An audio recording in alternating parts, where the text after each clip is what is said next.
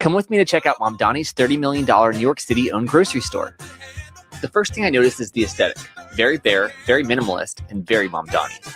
I love how limited the selection is. Not too many choices means that I'm not going to get overwhelmed with options. And for a non-binary, neurodivergent, polyamorous person experiencing whiteness, that's a huge plus. This place reminds me of like a Soviet Union-era Whole Foods. I did find some fun things like corn boil seasoning and Frosted Flakes that vaguely resembled smooth testicles, but they were out of my price range. So I just ended up getting a box of Jell-O. And it was great because I was able to pay with my oppression and racial equity cards. Democracy wins again. Come with me to check out Mamdani.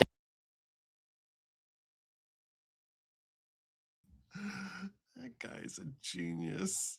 He's a genius. He really is. It's just really, really. I don't know if you appreciate it. Can it happen? It's all happening so fast. It's all happening so fast. He drops it so fast. Even the name of the store, Scam Art. Scam Art. He's a genius. Yeah. Tip the cap. Tip the cap. Oh, hell. That's amazing. Good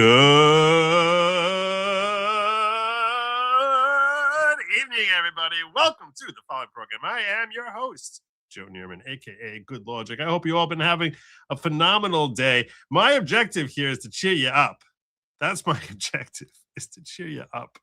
I'm here to cheer you up despite the very aggravating news that's being reported out of Virginia that the election or the referendum vote that they had as to whether or not they're going to try and they're going to be redistricting with the stated objective of stealing 4 seats in the House seems to, in favor of the Democrats, seems to have passed.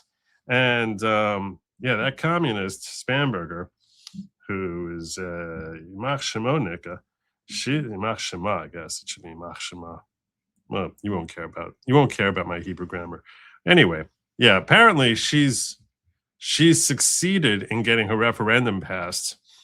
But first and foremost, I've seen the way some of these gerrymanderings work. Don't always work out the way you're thinking it's going to work. Doesn't always work out that way, first and foremost. So I wouldn't get too troubled by that.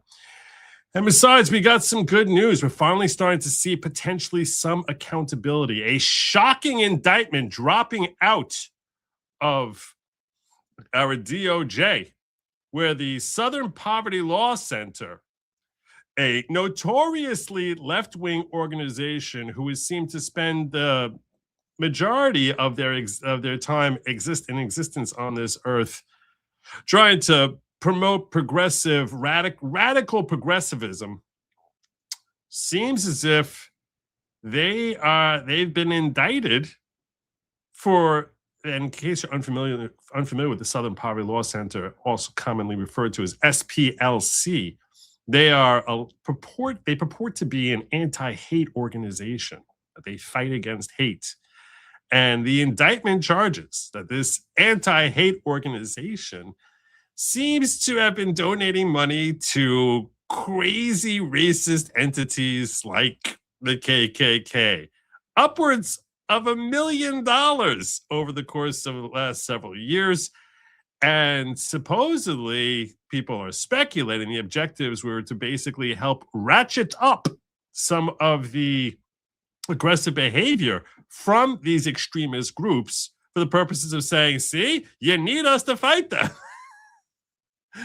Well, now they're facing charges of fraud, and potentially some of their founders could end up, some of the people running the organization, not founders, but the people who have been currently running the organization for the last several years, could be facing some serious jail time. Also, Kash Patel has filed a defamation lawsuit against The Atlantic for dropping what he claims are spurious charges, that he's an alcoholic, amongst other deficiencies that they cite against him. And he's suing them for $250 million. Yes, $250 million for what he claims are defamatory statements that were made with actual malice. We'll explore those terms and exactly what it is that they said. And I'll break down for you what I think about the potential viability of the charges against the SPLC, as well as Kash Patel's claims against the Atlantic for what he says are very defamatory things, very defamatory statements. All that and more. Plus, we have a goal tonight.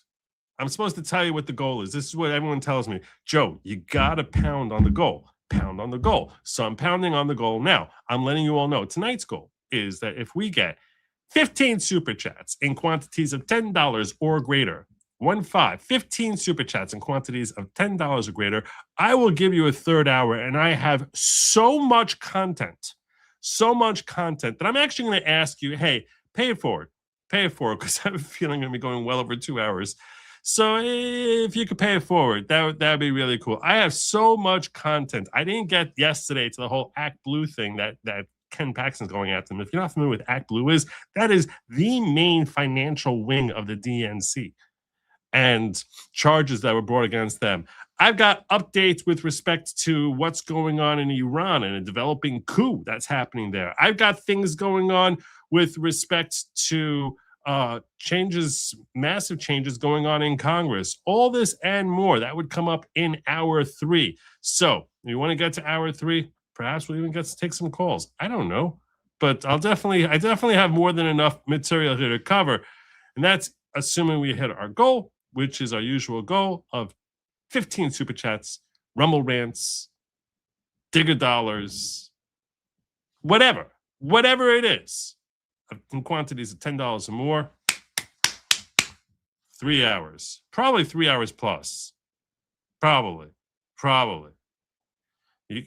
If you're really gone tonight, I'm feeling strong. I don't know, maybe even more. Who knows? I can't promise. I'm not going to commit myself. And Shiloh wants to start us off here first. There you go. Good to see you, Shiloh. LOL, can we possibly finally allow a smidge of hope for accountability? I think so. I really, from what I've seen of the SPLC thing, which I'm going to cover second, and I'll explain to you why. The reason I'm going to cover the Kash Patel thing first is because Kash Patel's lawsuit came up when he was giving his press conference alongside Todd Blanche today. So he filed the lawsuit yesterday, and he was questioned about his lawsuit during the press conference. And we're going to be watching the press conference where Todd Blanche is announcing the indictment against the SPLC and this friction that's going on between Kash Patel and the journalists covering the press conference, where they divert from talking about the SPLC to asking Kash about his lawsuit. And I feel like we'll be better equipped to understand the claims that are being made by the journalists, the responses by Kash Patel, how strong they are, how weak they are, if we actually know more about the Kash Patel lawsuit first. So I think it makes sense that I'm going to be covering that first. But I'll tell you this, from what I've seen, just to give you a little bit flash forward into the future, from what I've seen of the indictment against the SPLC, it's a pretty strong indictment. I don't know what kind of evidence they have. Well, that I can't tell you. But I'll tell you, it's a pretty serious indictment. Andrew Branca coming on in here. The Atlantic hit piece was clearly a spoiling attack on the release of the SPLC indictment. You think so? You think that was tied, that was their motivation? He could have waited a little bit longer, right? But I guess you're saying that the article itself came out and it was designed. You're saying you think that the Atlantic knew that there was going to be a charge that was going to be coming against the SPLC, and in order to help defend them from some sort of allegation, from these, to deflect those allegations, they decided to write this hit piece on Kash Patel? Maybe. That's not my personal take, but I can't say you're wrong. I just think that how would they know that it's coming? It's not a piece they could have put together in 10 seconds. You know what I'm saying? And I don't know how long the public, the SPLC itself, was aware of these charges coming. They've probably been aware of it for a little while, but how long has the Kash Patel investigation been going on for the piece that they hit? Let's get on in here. In fact, you know what? I'm going to send you a link if you want to pop on in here, because I haven't seen you in more than a minute. So I'm going to send you a link. This is no pressure at all. but I will send you a link to pop on in here. Federal grand juries are secret the same way high school cheerleaders are virgins. Okay, but I don't know how long. Okay, fair enough. Fair enough. Fair enough. Here's my link to you. Let me just Andrew. He of the Andrew Branca Show. The properly very popular Andrew Branca Show. All right, I send you the link if you're interested in coming by. No pressure whatsoever. But I do want to. I'm going to jump on into the Kash Patel lawsuits, so this way we can get a little flavor for what he charges. I'm going to try and run through it relatively quickly because it's a 19-page suit, and I don't like to read. That's why if I wanted to read, I would just stay practicing law. Obviously, there's some. I'm joking a little bit. All right. In the United States District Court for the District of Columbia, right away out of the gate, I see this: Kash Patel versus the Atlantic Monthly Group LLC and Sarah Fitzpatrick. I'm going to tell you this, just right out of the gate, this right here, you're suing in the District of Columbia. I understand you're working in D.C. I understand the Atlantic is based in D.C. I get all of that. I understand that. And that's going to be what the basis of your, when you're arguing jurisdiction and venue, that's what you're going to basically be saying is like, hey, that's where their main base of operations is. I understand that, but this was something that was felt throughout the country. This is something that was everywhere. If I was his attorney, which obviously I'm not, I would have been trying to, me personally, I don't know enough about the lawsuit to tell you. I don't have the Redwell. And Ron Coleman correctly asserts all the time, if you don't have the Redwell, you don't know, you can't really assess the strategies of attorneys when they're acting. Out of the gate, I have concerns for Kash Patel bringing this in the District of Columbia for a multitude of reasons. First and foremost, you're likely getting a strongly leftist judge, even in federal courts, and you also know that your jury there is likely to hate you. So, right away, I saw this, and I was just like, I don't know. I'm reading the rest of this. What am I reading the rest of this for? Why am I doing this? But all right, look, you never know, I guess. Kash Patel, director of Federal Bureau of Investigation, brings the lawsuit. Yeah, that's too big. Yeah. To hold defendants, Atlantic Monthly Group LLC and staff writer Sarah Fitzpatrick accountable for sweeping malicious and defamatory hit piece published on April 17th, 2026. You see how fast they work? 4 days ago. 4 days ago, this thing was filed. 4 days. And all right, we're ready. 3 days, because it was yesterday it was filed. They filed this on April 17th. He's got this lawsuit out there on April 20th. That's pretty impressive. Defendants are, of course, free to criticize leadership of the FBI, but they crossed the legal line by publishing an article replete with false and obviously fabricated allegations designed to destroy Director Patel's reputation and drive him from office. So that's what he's saying, is they actually had an objective here of trying to get this guy fired. Okay, indeed, Fitzpatrick could not get a single person to go on record in defense of these outrageous allegations, instead relying entirely on anonymous sources so she knew to be both highly partisan, with an X to grind, and also not in a position to know the facts. So you're basically relying intentionally on crap sources. Now, I do not rely on crap sources. I rely on actually the strongest and best of sources, and that's why I bring to you my friend over here, Andrew Branca, who I'm echoing through.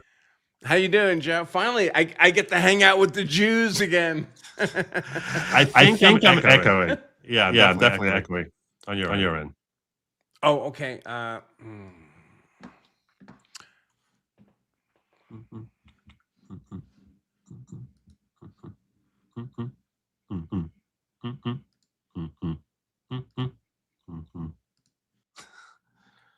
Beaver. Okay, let's try that. Is that better? Oh, way better. Oh, that's Okay. perfect. Sorry you about that. All right. That's no worries. Yes, you get to hang out with the Jews. How are you? I'm living the dream, man. Oh, It's that's awesome. good. I'm going to let you know something. You know, tonight, because Jews count the calendar by like starting at sundown, going to the next sundown. So tonight, going into tomorrow, is actually Israeli Independence Day. Did you know that? Okay, well, Yeah, they call it Yom HaAtzmaut. That's the Hebrew term for it. And I was actually thinking of trolling the world by putting a thing out there saying that on Twitter, like a petition that we should make Israeli Independence Day a federal holiday here in America. why not? I mean, we had that Juneteenth nonsense. Oh my God. I was like, if I do that, I know that some of the wackos from the woke right will basically be saying, see, the Jews are trying to take over the country and they want to have Israeli independence. I thought that would be really all the 10 million Jews taking over the country. It's crazy. but like it's the funny thing is like people think there's like a billion Jews. Did you see that thing where you had what's his face? Joe Rogan was like he thinks there's 100 million Jews, or there's literally 15 million. So, and I'm not even sure how they come up with that number, because it's like you're counting someone's Jewish if he has one parent Jewish. I don't even know how they come up with that number, but anyway, yeah. So I just thought that would be the most awesome troll. So you think that this was all? I get accused. Accused is the wrong word. I mean, I get labeled as being Jewish all the time just because I grew up on Long Island and went to a lot of bar mitzvahs. You have like least... no. Tons of people think I'm Jewish. It's so weird. You have aside from the nose, you have the least Jewish. Sorry, just you have the least Jewish name imaginable. Like Branka. It's the intellect, Joe. It's the intellect. Nice. Yeah. So anyhow, I was you basically sent a chat saying that you believe that this is motivated to basically derail the indictment of the SPLC. I think the timing of all this is is very notable. I think the notion that federal grand juries are really secret, that nobody's leaking. I mean, we know people. The Supreme Court is leaking. I mean, people leak like crazy.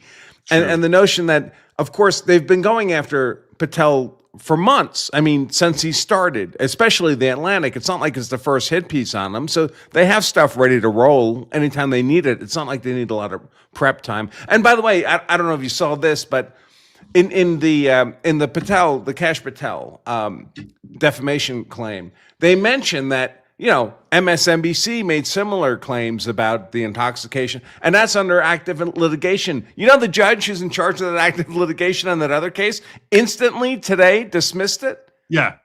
So that's all very interesting too. I don't, and that's the thing. That's why, like, as soon as I saw literally the headline right here, I saw this and I was like, oops, sorry.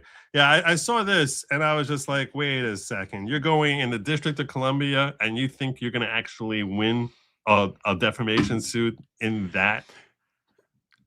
So that's a second question, right? So the first question is like, on the legal merits, does this make sense? Can it get past the absence of malice threshold and all that kind of stuff, right? So there's all that legal stuff, and then there's the political stuff, like what judge? A third of the district trial court judges in D.C. weren't even born in America. A sixth one, 5 out of 15, were not born in America. A sixth one is Boasberg, and then you have plenty of other lunatics in the district. So the chances you're going to get a bad judge is like 100%. And of course, he did in fact get a bad judge. He got a TDS afflicted judge. Who did he get? Do you know? Oh, I do, but I'm blanking now on the name. But sorry, I did a show on it today, and it was he got a bad judge. And then you have to get a jury. Where are you going to get a jury? Impossible. Right? Impossible. It's impossible. I was covering voir dire. Well, I was there for the Bannon trial when he was facing criminal charges, and I covered that a few years back. And during voir dire, like, it's like one person after another they were all TiVoing the J6 Select Committee hearings. Like they were like fascinated by it. They all have like an uncle who works for Amy Klobuchar and a sister who works for Schiff, and a mother who spent 20 years working for MSNBC. They all are it's such an incestuous relationship of Democrats in DC that everyone who's living there, they're either that or they're a minority. This is why DC, I mean, it's almost like, wait, aren't there any Republicans working there? Like, why is it everyone's working for Democrats? But I mean, I don't want to derail your show, so I'm sorry, but thoughts come to my mind. I mean, go for it. DC, the District of Columbia, should not be a federal district for court purposes. It just shouldn't. It wasn't always. For most of American history, the District of Columbia didn't have its own federal district court district. It was because it's not even a state. I mean, it's nothing. It's like the butt smear on people's underwear. And when you had to sue in the District of Columbia over something, they would just import a federal judge from a different district. It could be Montana, it could be Florida, it could be Texas. But people who've never lived in DC don't know what it's like. It's like if you're living there, you're literally in the swamp. You're living in the swamp. Your kids are going to school with other kids whose parents are part of the swamp. You're going to cocktail parties, part of the swamp. You play golf. Everyone there is part of the swamp. It's inherently corrupting. Even if you were the best intentioned federal judge, you live there long enough and it becomes corrupting. All these other members of the swamp, they become your friends and your golf buddies and your kids' friends at school, parents and teachers, and it just changes you. It's inherently corrupting. And it's wrong. We shouldn't allow that. It has to be. But so that's why when I look at this, I'm just like, why the heck would his attorney bring this in DC? It doesn't make any sense to me. I'm like, I would never. I don't think they had a choice. I would do, and you know what? I would try to bring it somewhere else, and if it gets thrown on back the moon, to DC, yes. Look, we saw how Johnny Depp went for defamation in Virginia, even though there was like a very tenuous tie to Virginia, and there's probably more of a tie between DC being on the border of Virginia. I just feel as if I really question like what the thought process is. Although he mentioned when Andrew mentioned the assignment of judges, it is a very cool thing when you go to federal court and you file your papers. It's unlike New York State Court in the sense that New York State Court, you don't get assigned the judge right away. When you file your papers in federal court, what they actually do is they have this, at least this is what they do in the Southern District of New York. They have this like a lotto ball thing, and they roll it around and around and around, and then a ball drops out, and that's the judge who's assigned to you. That's how they do it. So that's not, yeah, they don't do it that way everywhere. Just FYI, I don't think it matters in this case, but the federal courts actually have an algorithm. Most of them, I don't know how they do it in the Southern District. I haven't been there in a long time, but most of them have an algorithm where they actually have weighting factors for like how busy is a particular judge with whatever current caseload he has now, and so It's not literally random. It is weighted in certain ways, but it's weird that Boasberg catches all the Trump cases. He catches every one of them, right? Every one of them. Anyway, I want to try and plow through this. So defendants published an article with actual malice, which obviously those of you unfamiliar with the term, if you're not really watching, if you're watching law shows regularly, you probably know what actual malice means. But for those of you who might be new to this genre, actual malice in this context, when you're talking about a defamation suit, means that not only did they lie, but they had a reckless disregard for the truth. Because when you're dealing with someone who is a celebrity, on the case of New York Times versus Sullivan, you need to establish this element of actual malice. And this is because New York Times v. Sullivan, which is a terrible Supreme Court decision from the 60s. Terrible. I mean, was that the Warren court? Was that Warren? Yeah, I think so. I forget now, but yeah, I think so, right? He just pulled that out of his ass. That they just made that up. That right. was standard. They were like, well, we want people to be free to talk, to investigate and report on things going on with celebrities and public figures. So if you're a public figure, we're going to have a higher bar for when you can successfully proceed with a defamation suit. Otherwise, we're going to kick your defamation suit out at the get-go before it even gets started. And that's Can I ask you, Joe, why if somebody lies about you or lies about me, we don't get that protection? Of course. Right. Of course. So yeah. So that's why basically they say we're going to let you basically tell lies as long as you don't know it's a lie. As long as you can't prove that you knew it was a lie or showed a reckless disregard for the truth, you can tell a lie. Right. Plus, so it's two things: you knew it was false, or you should have known it was false. Right. That's the reckless disregard part. Right. Right. And I'll tell you something. They've also broadened who qualifies as a public figure. There's absolutely no question that Kash Patel, under any yardstick, would qualify as a public figure. Sure. No, that's certainly the case. I think by most yardsticks, people would say anyone who's got a social media channel with thousands of followers, the way Andrew and I have, would qualify as a public figure also. Because look, you're trying to get out in the public. That's your whole objective. So it makes sense to qualify you as a public figure. But so if you are a plaintiff and you are qualified as a public figure, and those qualifications have broadened out so that people who are a lot less known than Andrew or I have qualified as public figures, is that in that case, you have to establish that there was this actual malice, this actual disregard for truth. And that's why it's an important and essential element to allege in the complaint that the Atlantic was engaging in a reckless disregard of the truth. They knew it was false and still said, F it, we're going to be following this anyway. We're going to be writing this anyway and making these claims about him. Or at least they were reckless about it, right? So they could have checked to see if it was false, and they didn't bother because they were writing a hit piece. And he alleges over here, despite being expressly warned hours before publication, that the central allegations were categorically false. It's not like they didn't check with us. I said, this is not true. This never happened. So they knew. That's a very critical element for him to survive a motion to dismiss, because actual malice is one of the elements that they're going to be looking at and seeing, do you properly allege actual malice here? That if we look at your complaint in a light most favorable to you, the plaintiff, and we assume that the facts that you're alleging there are true, will you win? So his claim over here that I told them it's false, you would think in any sort of reasonable court, so that should help survive, certainly with respect to the question of actual malice, as to whether or not this is a viable lawsuit. So, Joe, let me ask you, I hear a lot of people talking about the possibility that this could be just dismissed outright right now at the preliminary stage before you ever get to discovery. Do you plan to talk about what the presumptions are for a dismissal in a preliminary stage before discovery? I was implicitly. I don't want to step on your toes. So no. I was implicitly referencing it, but if you'd like to spell it out in more crystallized terms. So of course we're reading this is the complaint, right? This is Kash Patel's complaint.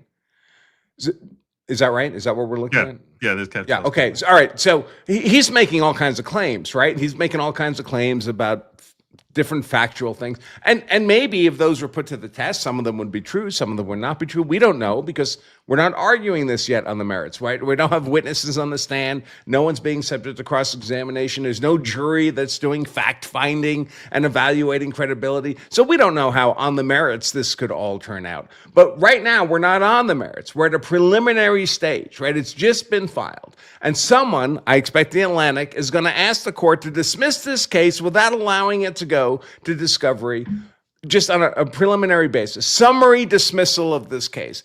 But here's the problem.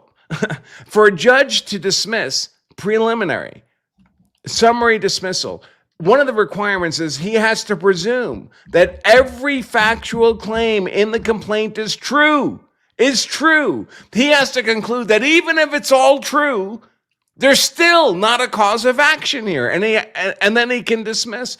So all these claims here that reasonable people might think, well, maybe this will be proven, maybe this won't. For purposes of summary dismissal, the judge is supposed to assume every claim here is truth and still not find a cause of action. Right. Although I will tell you that DC has an anti-SLAPP law. So not all jurisdictions have anti-SLAPP, but basically when you're dealing with anti-SLAPP, that's designed to shut down these lawsuits as quickly as possible unless they're established to have merits, and they tend to favor defendants a lot more strongly, which is probably why his first case got kiboshed as quickly as it did. But I do think that these claims over here, where he goes on to tell, despite having abundantly publicly available information contradicting their allegations, despite obvious and fatal defects in their own sourcing, despite the Atlantic's well-documented, long-running editorial animus toward Director Patel, which is more of your traditional malice rather than actual malice as defined in New York Times versus Sullivan, despite a request for additional time to respond that defendants refused to honor, and despite deliberately structuring the pre-publication process to avoid receiving information, meaning they were trying to close their ears, which is a reckless disregard for the truth. They're trying to say, I'm not listening to you, I'm not listening to you. So they don't want to listen to anything that would refute their narrative. Defendants cannot evade responsibility for their malicious lies by hiding behind sham sources. So this also tells me, though, I should just reading between the lines, that Kash Patel and his attorneys are anticipating that in the anti-SLAPP Act motion that will be brought by the Atlantic, you can bet every dollar you own that there will be an anti-SLAPP motion brought by the Atlantic, that they're going to say, well, we didn't have actual malice here. We have sources. We have sources. We have sources. So they're trying to cut through that by basically saying their sources are hot garbage. They knew it was hot garbage. And we tried telling them your sources are hot garbage. So just because they claim that they have sources, unnamed sources, that doesn't help substantiate and get them to get a viable defense that they didn't display actual malice. In other words, just if you go and you listen to some homeless person and some person who's high on acid, and they just start riffing off about how Zygorthians are coming from the moon. Oh, and also Kash Patel is a drunk. That's not a valid source to help protect you. Say, well, I heard it from this guy. So, and that's essentially where Kash Patel is going here.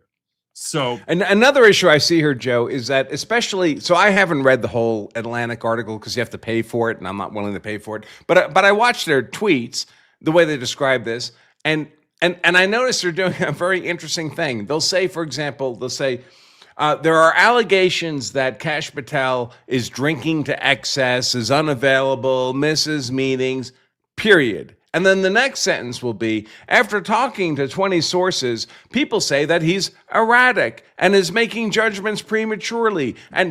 But the 20 sources are referencing things other than the drinking.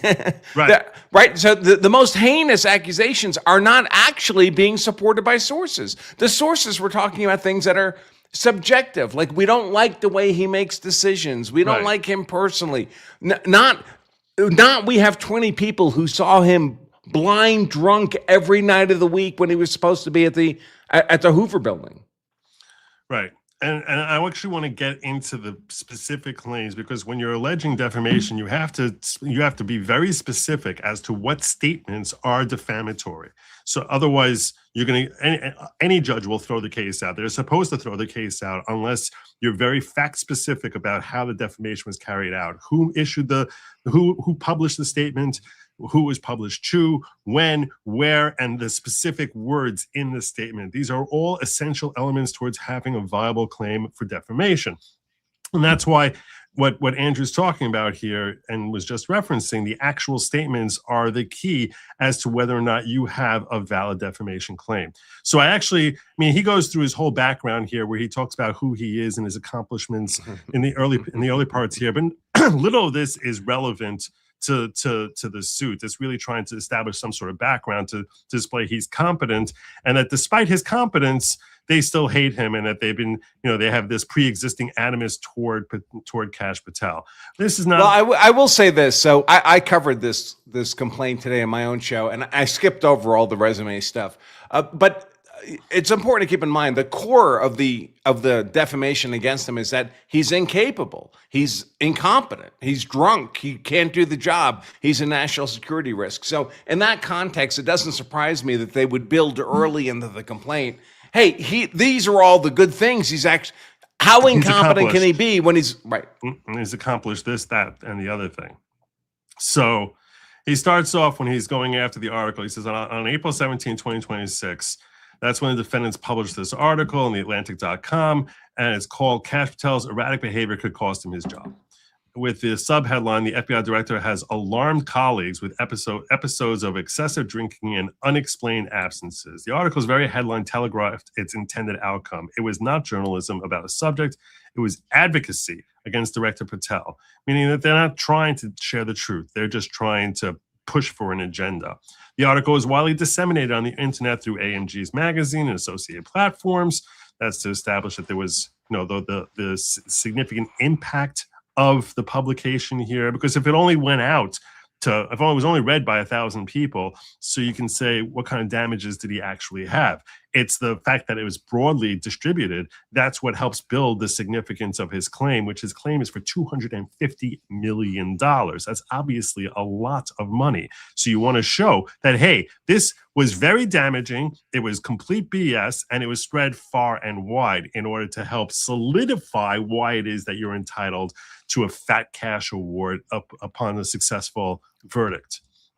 The article included numerous false and defamatory statements of fact concerning Director Patel, and here's where we get to the meat and potatoes of this. We get to the actual statements that he's going to have to establish. And if you remember from the Depp v. Heard trial, the statements that were labeled as being defamatory are very important, because that's what you end up really fixating the entire trial on, as to, like, are these statements true or false?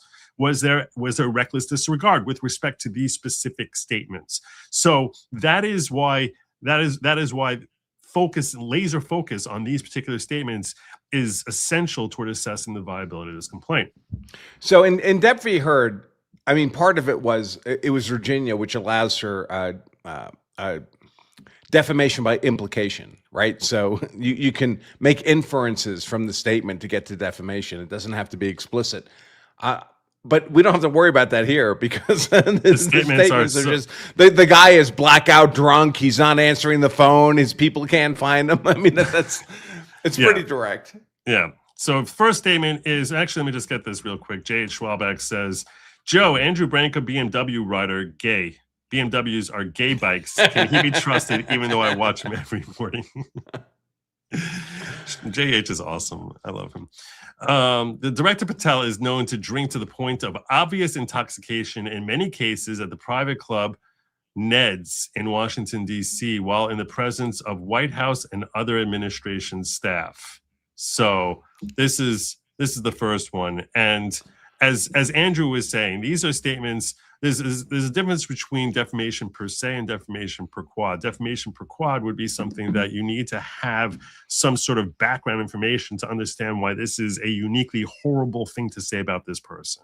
So, for example, if someone makes a statement saying that guy is not an attorney, well, is that derogatory or not? Because in order to qualify as defamation, it has to be derogatory. Most people would be complimented to say that they're not an attorney. So that would not be defamatory per se, as opposed to saying that guy has herpes, which by law is considered something, if it's untrue, is something that is defamatory per se, because that's a derogatory statement about anyone. So when you're talking about a statement like this, saying that the guy is a drunk, this is something that I would expect most courts would come back and say, this is something that's derogatory. You say this about anyone. No one wants to be known as a drunk. So, although in fairness, listen, not all the claims in here are that compelling to me. Like, if someone were to say, I saw Andrew Branca in Vegas one time and he was drunk. Well, I've been in Vegas drunk. It's true. It's happened. But if someone were to say, I saw Andrew Branca representing a client in court and he was drunk, those are two different things. Right. 100%. Director Patel is also known to drink to excess at the Poodle Room in Las Vegas, where he frequently spends parts of his weekends. And again, this is what you were just saying. In this context, if he gets drunk in Vegas, is that such a terrible thing? Is that really such a derogatory statement to make? That early in his By the way, the Poodle Room, I looked this up. The Poodle Room is a members only bar, I guess, in the Fontainebleau Casino Hotel in Las Vegas, which is one of the newest ones, maybe the newest casino hotel in Vegas. You know what the membership fee is to become a member of the Poodle Room? No idea.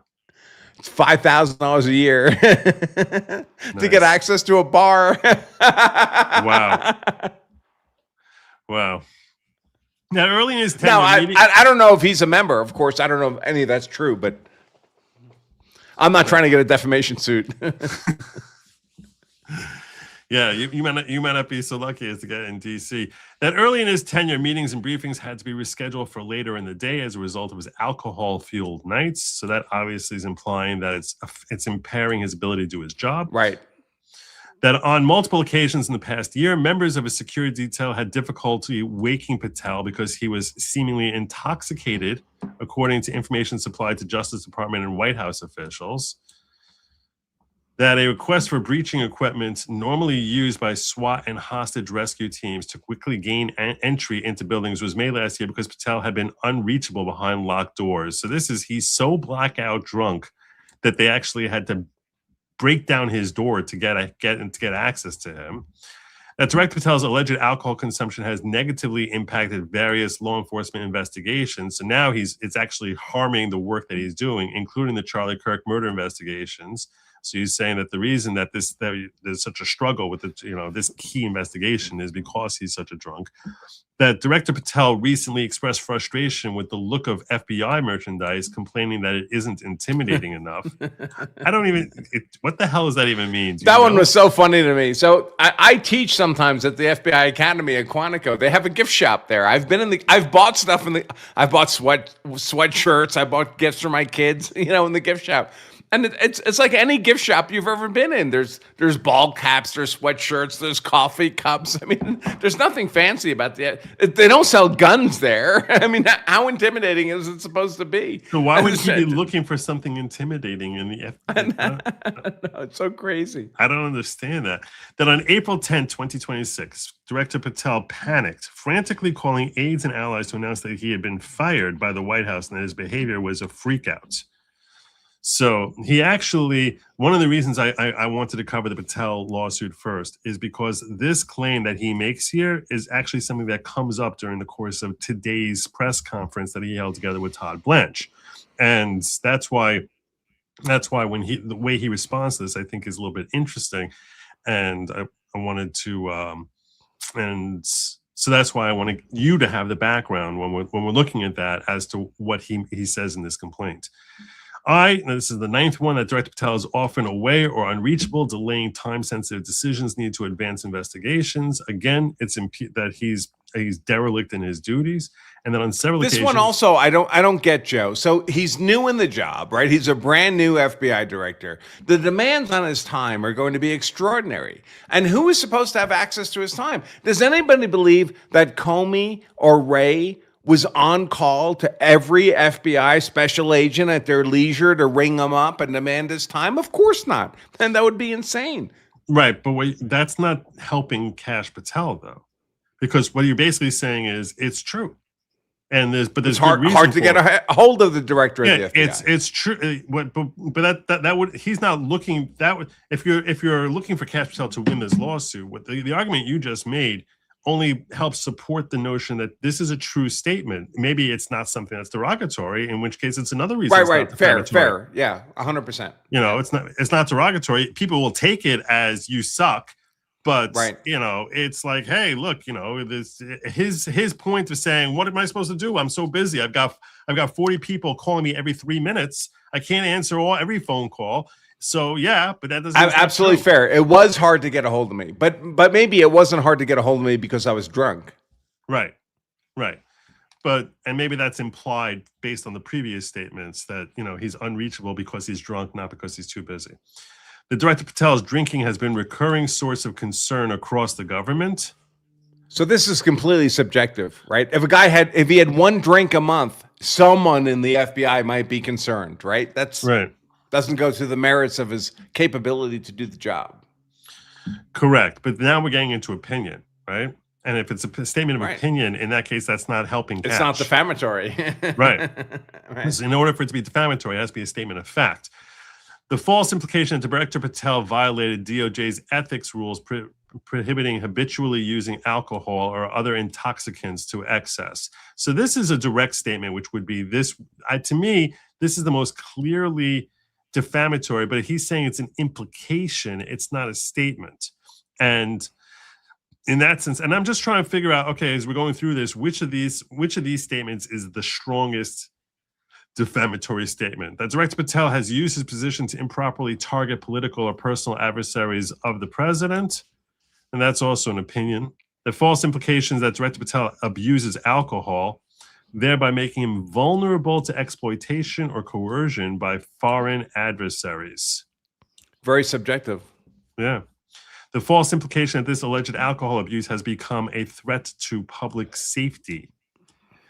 And again, this is a subjective thing, including in the context of domestic terrorist attack, and constitutes a national security vulnerability. This is all going to lead to they're going to say that's a statement of opinion. That's if I'm their counsel, I would say that's a statement of opinion. Right. So to be clear, it's possible for this to be a complete hit piece, the Atlantic article, a complete piece of propaganda, a complete piece of an effort to politically assassinate Kash Patel, and still not be defamation. Yeah, it's true.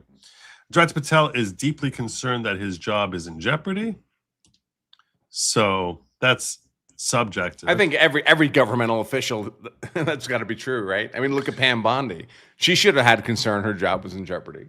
And I'll tell you this much. They say that on April 10th, when he had trouble accessing, this is going to come up during the course of the press conference that he attends today, that he allegedly thought he couldn't log in because his password access had been terminated. That he tried logging into the system, couldn't get in there. In fact, that comes up during the course of this complaint, and that he thought that he had been fired because he's so afraid that his head is on a chopping block. Director Patel has had a problem with unexplained absences and spotty attendance at the office, thereby falsely implying that Director Patel has been derelict in his duties. And this comes down to a question of fact of has he had spotty attendance at the office or not? And again, even if he missed a couple of days in the last year and a half, does that mean that's spotty attendance at the office? I would think not, but that could come down to a subjective thing. That Patel left the country vulnerable because days before the United States launched its war with Iran, Patel fired members of counterintelligence squad that was devoted in parts to Iran. That's also going to be subjective. So as we go through these statements, trying to just zero in on like which one, if you're Kash Patel, which one do you want to hang your hat on, saying that this is something that they're not going to be able to dismiss.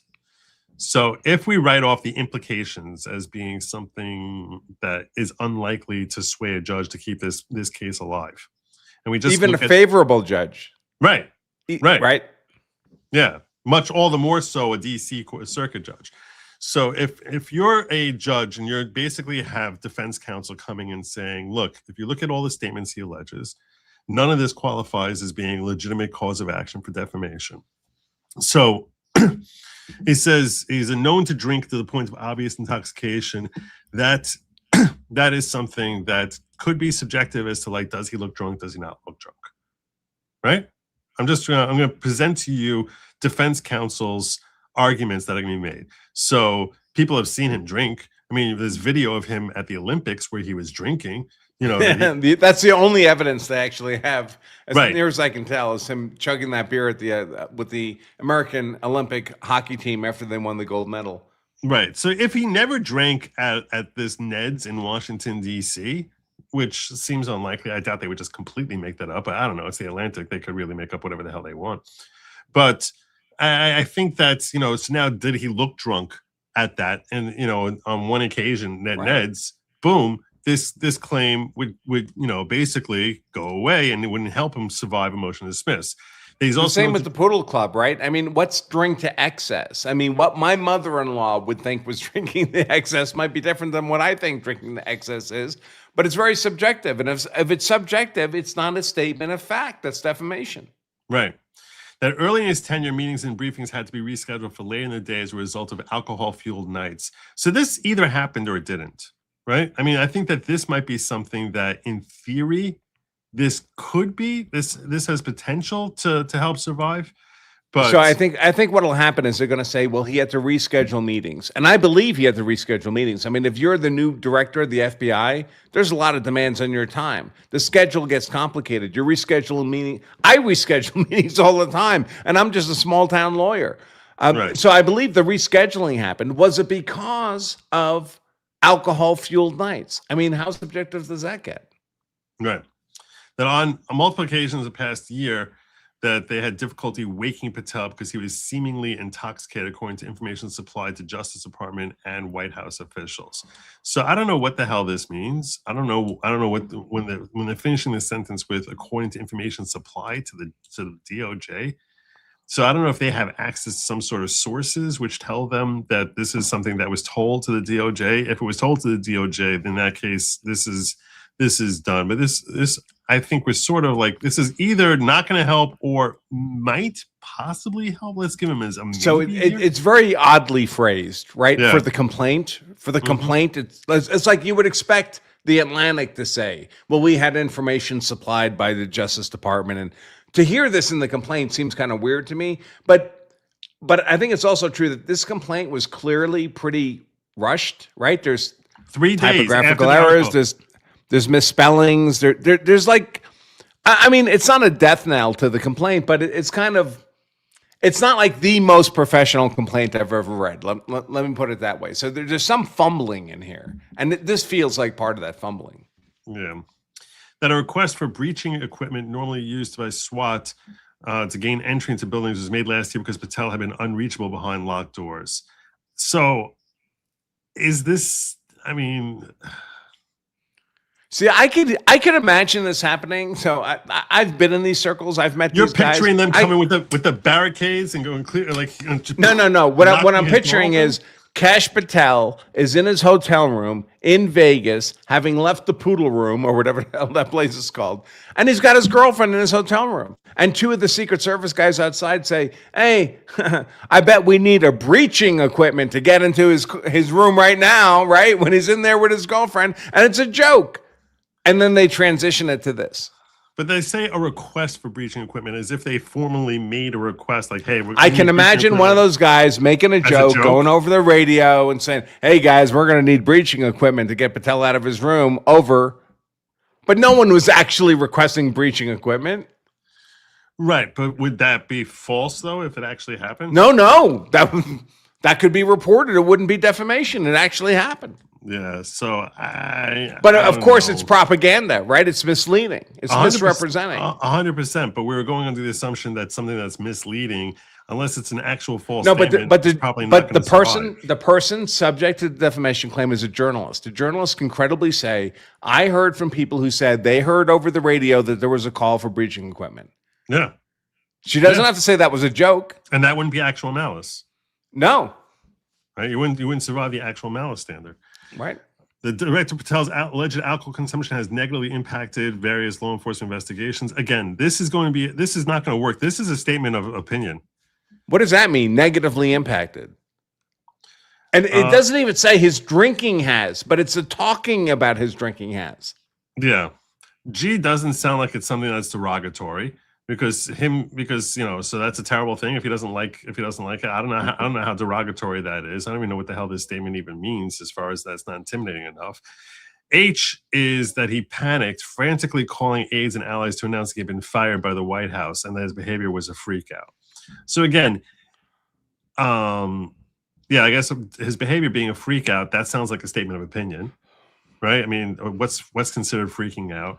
So when I'm looking through this, I have grave concerns, because the rest of this is, we covered this, the I, as far as being often unreachable, that his drinking has been a recurring source of concern across the government. That's going to be, all you need is one person in the government, which all you need is literally Adam Schiff saying, I have concerns about his drinking. And you think Adam Schiff wouldn't say that? I mean, come on. So he's in government. You need 2 Democrats. He'd have to gargle it for obvious reasons, but so this isn't going to help him survive. And the false implication and now we get to the implications, right? And these are all going to be statements. These are all going to be opinions. So frankly, I'll tell you right now, I think he's going to have a very hard time whether you're talking about implication of alcohol abuse becoming a threat to public safety. I think he's going to have a very hard time here. I think that they're going to be. So, Joe, this if you application had to dismissed. pick a side, we lived in a universe where someone said God came down and said, "Joe, you get to choose the Kash Patel side and pursue this claim of defamation, or you get to defend against the claim of defamation." Oh, I take which side would you choose? I take defense all day long. Right, me too. I take defense all day long. Right, and it's not because I don't think the Atlantic isn't a bunch of shitbags. They are. They're scum. They're total scum. Of course they are. But from a legal perspective, if you had to choose a side and you were getting paid to win, yeah, and most of these personal injury, from what I understand, these defamation cases come from personal injury attorneys who work on a contingency. Maybe this guy's hoping that he's going to make a name for himself. Who's the attorney on this? Is he someone known? Jason Greaves? Oh, I don't think it's up to him. I think it's being done for political purposes. You know, they feel there's some political capital to be gained by pursuing this arguably pointless legal case. But that I don't know, they'll look like they're tough guys for going after the people who are punching them in the face. Right. I'm not a politician, so I mean, maybe that's the correct call. I don't know, but I'm just a lawyer. From a legal perspective, this is an uphill fight. Yeah, maybe there's political advantages that I don't see. But Jesse Benal, I think, was involved in trying to get the 2020 election righted in Colorado, as I recall. So it was someone Benal, I believe it was Jesse. I think it's the same one. So I think he's politically connected, Jesse Benal. So I'm and this is the Benal Law Group. So what I'm speculating here is what I think Andrew's getting at, that this is not about trying to win $250 million. This is I think this is about headlines. And this is likely about trying to basically say, to perhaps impugn the DC Circuit Court or the DC District Court and say, you see, you can't cut a break here. Because like I said, why would you bring this in DC if you're really trying to win? I would find any way possible and force the Atlantic to try and get a venue changed over to DC. But again, there's a political angle there too, right? So they bring it in DC. They know they're going to get a bad judge. They know they're going to get a bad jury. And then what happens? All the liberals on X, what do they say? They're like, ha, ha, ha, ha, he's never going to win in DC because we own the judges and the juries. Well, that's political capital for the right? The right is like, oh my God, it is the swamp. It is the swamp. Americans can't get a fair hearing there. Yeah, and the reality is, to be fair, this lawsuit is not the strongest defamation lawsuit. No. So even if it's not the weakest, I've seen worse, but yeah, it's kind of wishy-washy. So the idea of this thing being kicked out is not actually necessarily reflective of the strong bias that definitely exists in DC, but you wouldn't need, as Andrew has stated, you wouldn't need the strong bias to be a judge saying, yeah, let's go away.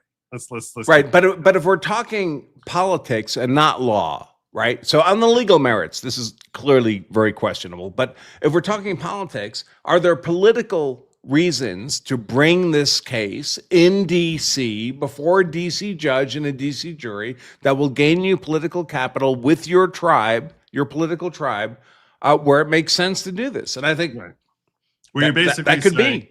Yeah, it's a way of screaming fake news without actually using the words fake news. You basically, I mean, Trump does this all the time, right? Yeah. He does it all the time. He does it with Iran all the time, right? I mean, that's why you can't take Trump literally, right? You have to take him seriously, but not literally. He says things to drive things in certain directions, to kind of shake the geopolitical box, to move things around. But it doesn't mean he means them literally. He's saying things to move the chess pieces around the board. Right. Yeah. And I think that he, I I saw someone in the chat say, okay, let's talk morality. No, there's no morality. We're talking either law or politics. Morality, go talk to your pastor about morality. We're not in that space right now. Yeah.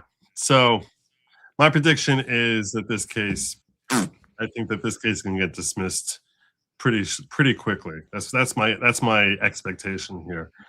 But who knows? if there's any positive feedback on this, I'll certainly let you know. J.H. Schwalbeck says Comey, Clapper, Brennan, why they're not in jail now is the biggest downfall of Kash Patel, and I think this is a fair point. Although I don't know if this is. It's hard to know. What's he have to do with it? Right, is this Kash Patel? Is that Pam Bondi and Todd Blanche? So, it's hard to know because we don't know the internal dialogue between the FBI and the DOJ. So I mean, people have to understand that during the Obama administration, during the Biden administration, they very aggressively got rid of everybody in the DOJ who could hardly be thought of as conservative. If you were an older white male, 16-year, 20-year experienced assistant U.S. attorney in the Department of Justice, Obama got rid of you. Biden got rid of you.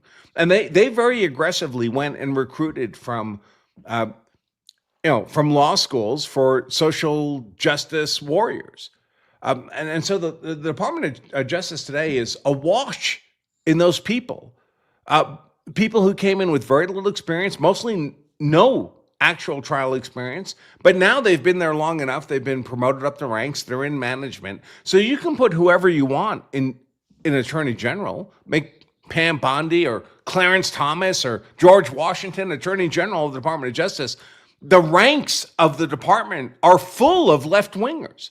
Yeah. And anyone you put in the position of leadership can see that. I mean, that's why Harmeet Dillon, when she was put in charge of the Civil Rights Division, and she said, hey, everyone, team meaning we're going to be fair. We're not going to be racist in how we apply the civil rights laws of America. A third of the lawyers left. They just up and quit.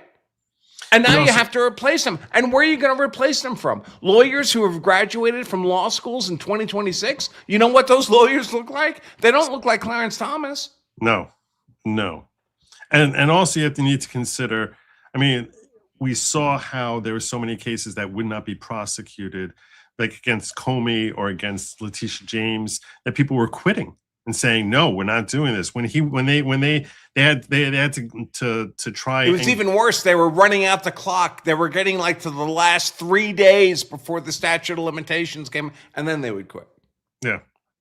No. So we're seeing how these leftist lawyers have basically been trying to forestall Trump's agenda in the legal system. So, but at the same time, you would figure there's got to be some people in there that they can count on and say, hey, get the job done here, get this complaint filed against, get this indictment against Brennan, Clapper, and Comey. You would think that would be top of the list there, and that it shouldn't be in DC. If you're going to try doing so, DC, they just hired an 81-year-old former U.S. attorney from the Reagan administration. They just hired him to be basically the mentor to the lawyers they have for this grand conspiracy trial they're trying to do in West Palm Beach. Why did they have to bring in an 81-year-old former U.S. attorney from the Reagan administration? It's because there's no one in the DOJ who they can give that job to. That's crazy. Right? That's it's really insane. Crazy. But because they got rid of all those guys. I mean, I know. I have friends who were in the DOJ in those years, and they were like, yeah, once I hit retirement and they had an excuse to get rid of me, I was gone. And these are not like hardcore right wing. These are like, yeah, I voted for Reagan. You know, well, you're done. You don't have purple hair. You're out of here. Yeah. Joe, did you see that people calling out Candace for hiring a Jewish lawyer to represent her with the Macron lawsuit? Yeah, the Mark Kazowitz is pro-Zionist, is a very strong pro-Zionist who apparently is of counsel, one of the team of lawyers who are working in Candace's defense in the Macron lawsuit, and the people are saying that she's a big time hypocrite. I was actually thinking about this when he was talking about there was some comment that Andrew made earlier, and he was talking about something about the Jews, and that if you want a good lawyer, you're going to go to a Jew. So yeah, I always laugh about this, to the woke right and the people who are screaming about how the Jews have dual loyalty. We need to get rid of them. I was like, let's see you saying that if you're facing a DWI charge, you're going to say, let me ask you this: you want a Heimowitz or you want or do you want a Sheila McFurlis Devontae Robinson? You tell me who you want. You tell me. I'm just throwing it out there. I'm just saying, reality. Who do you want? So was that a little racist? It was a little bit, but it's fine. Listen, I turned my mic down a little bit. People were complaining I was too hot. Is this better? I test. I didn't notice it, but we'll see from the audience. I always say people are always, I don't care how liberal you are, you're always conservative about what you personally value. Whatever you personally value, you want to conserve. And when you're charged with a crime and you're looking at prison, you become super conservative about who your lawyer is going to be.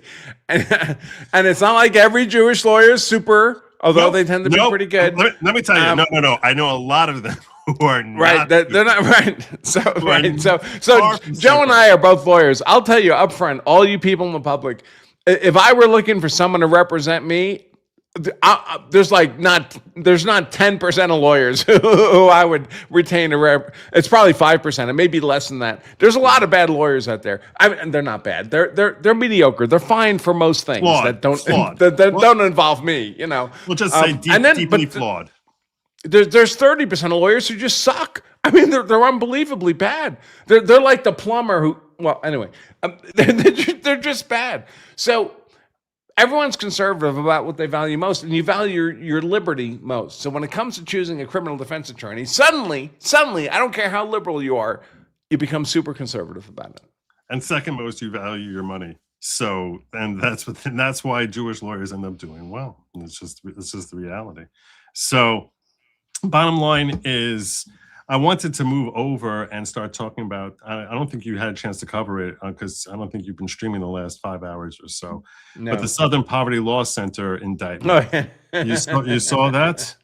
I saw it. I haven't covered it. I'll probably cover it tomorrow morning. I'm sure you will. And I urge you all to make sure you check out his show tomorrow, where he'll go in depth on it as well. But this is. Here's Jamie Raskin telling us about the wonderful Southern Poverty Law Center. Now, in other times, Democrats and Republicans alike would rely on the Southern Poverty Law Center to help us keep track of the movements of violent white supremacy in the country. Yes. They're a beacon against... The Southern Poverty Law Center has been a vigilant voice in civil society against radical white nationalist violence and extremism, neo-Nazism, and other forces across the political spectrum that spread organized hate from any quarter. Always. That's all they're there. They're there to fight against hate. The president, however, wants to undermine civil society organizations and to reduce our ability to defend ourselves against the virus of racial violence. Now, another time. I'm just going to answer. So, by the way, many people don't know this, but his father, Jamie Raskin's father, was a hardcore leftist. Basically, his father ran the precursor of the Southern Poverty Law Center, like a mini-me version of it before it became popular, and they realized how to really leverage it. That's what his dad did. I was unaware of that. To answer your question, Uzelian, who asked, "Is Raskin Jewish?" Sadly, I think he's one of ours. Yeah. I think he's chosen. Well, I don't know if I call him that, but yeah, unfortunately, he's one that look.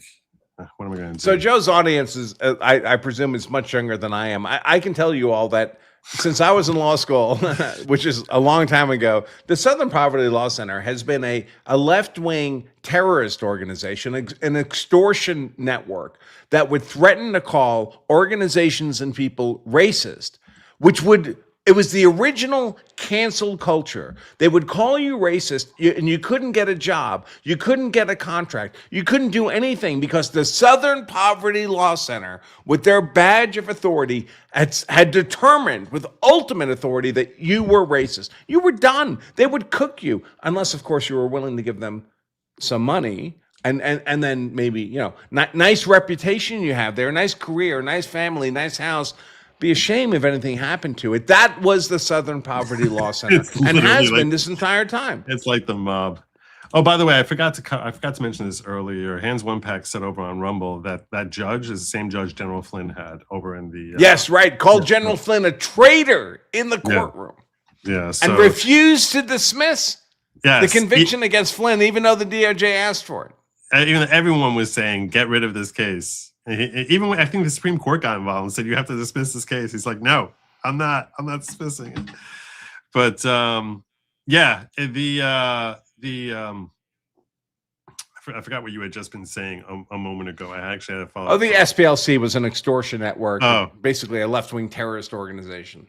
Yeah, no, they've been a nightmare for a while, and it's no different than you open up a business in some mafia-controlled zone, and they basically like, oh wow, it'd be a shame if like people were like smashing your windows every night. Hey Joe, the mafia did a lot of good things. Yes, a lot of good things. Kimberly Campbell saying Candace got lumered. I just want to go on record and say this, okay? I'm gonna just point this out. I'm not a big fan of what's her name, Laura Loomer? Is that her first name, Laura? Yeah, Laura Loomer. Yeah, I'm not a big fan of her. Okay, I'm really not. There's kind of a crazy vibe there, right? That's yes, what I get. Yes, right? Yeah. Like I'm like, there's something about her I find particularly unsettling. If you found out tomorrow that she like took a knife and cut her boyfriend's nuts off, she'd be like, yeah, okay, that kind of makes sense. All right, yeah. I mean, he should have known what he was walking into. Come on. Right. So I'm really not a big fan of Laura Loomer. But that being said, I do find it funny that when you have someone who it's like crazy attacking crazy. Like I think that this is the best way for crazy to expend its energies in taking down other forms of backwana crazy. So in that sense, I think it's actually kind of delicious watching her because Laura Loomer is going hard after Candace Owens and doing her. She's able to do some deep dives, which are, good investigative work. I'm not going to refute that. So, Joe, I'm not trying to drag you into deep waters that you don't want to go into. So just feel free to divert, but drag away. And I'm not sure I'm willing to go into those deep waters. There we go. I'm just observing this weird kind of dynamic that's happening right now, especially in what was traditionally kind of the right social media sphere, right? Candace Owens, right, worked with Ben Shapiro and all those people over at whatever that's called, the Daily Wire. Is that what it's called? Mm-hmm. So, right, she was part of their organization, and Tucker Carlson, and now you see those people, and I'm like, what happened? I mean, was there like a psychedelic drug introduced into their food supply? I mean, they seem like completely different people. Do you have a theory about that? Well, it involves the Jews, so I don't know if you want to get into it, but I think a theory like it is very, because of course I have people asking me about it all the time. I'm not in those circles. I don't know what those people are doing, but the tenor of Tucker Carlson, who was on Fox, and the tenor of Tucker Carlson today is very different. Candace Owens on the Daily Wire or whatever the Ben Shapiro show is, and today is very different, right? Unrecognizable. Megyn Kelly, and I've been on Megyn Kelly's show, and I like her personally, but it's very different. She was on Fox too, right? It's very different than she was on Fox. Yeah, I think that there's a lot of click value in going after Trump. It's, how like Adam Kinzinger, like, basically was like, I'm going to get love from the left by going after right. Trump. And, even though he was nominally a Republican, right? Yeah. So I think that especially after the Epstein file debacle, which any way you look at it was a complete and total, own goal, terrible humiliation for this administration, just the way they handled it. And you can blame Pam Bondi, you can blame Trump himself. He certainly didn't do himself any favors when he said, if you keep pushing on this topic, you're not MAGA and don't support me. And like that was a terrible miscalculation on his part. And I've called him out on that multiple times. It's easily, to my mind, the biggest mistake he's made in his second term. And he's had a lot of phenomenal successes in his second term, but that was a terrible moment. And I think that was the genesis of people having a deep distrust and saying, well, we can't trust anyone. He was the guy we were going to trust. We don't trust him when it comes to this. And now whatever he says, they have the same distrust of him, the same way George W. Bush would have said it or Joe Biden would have said it. And they look at it as you're full of crap and you're just the same sellout.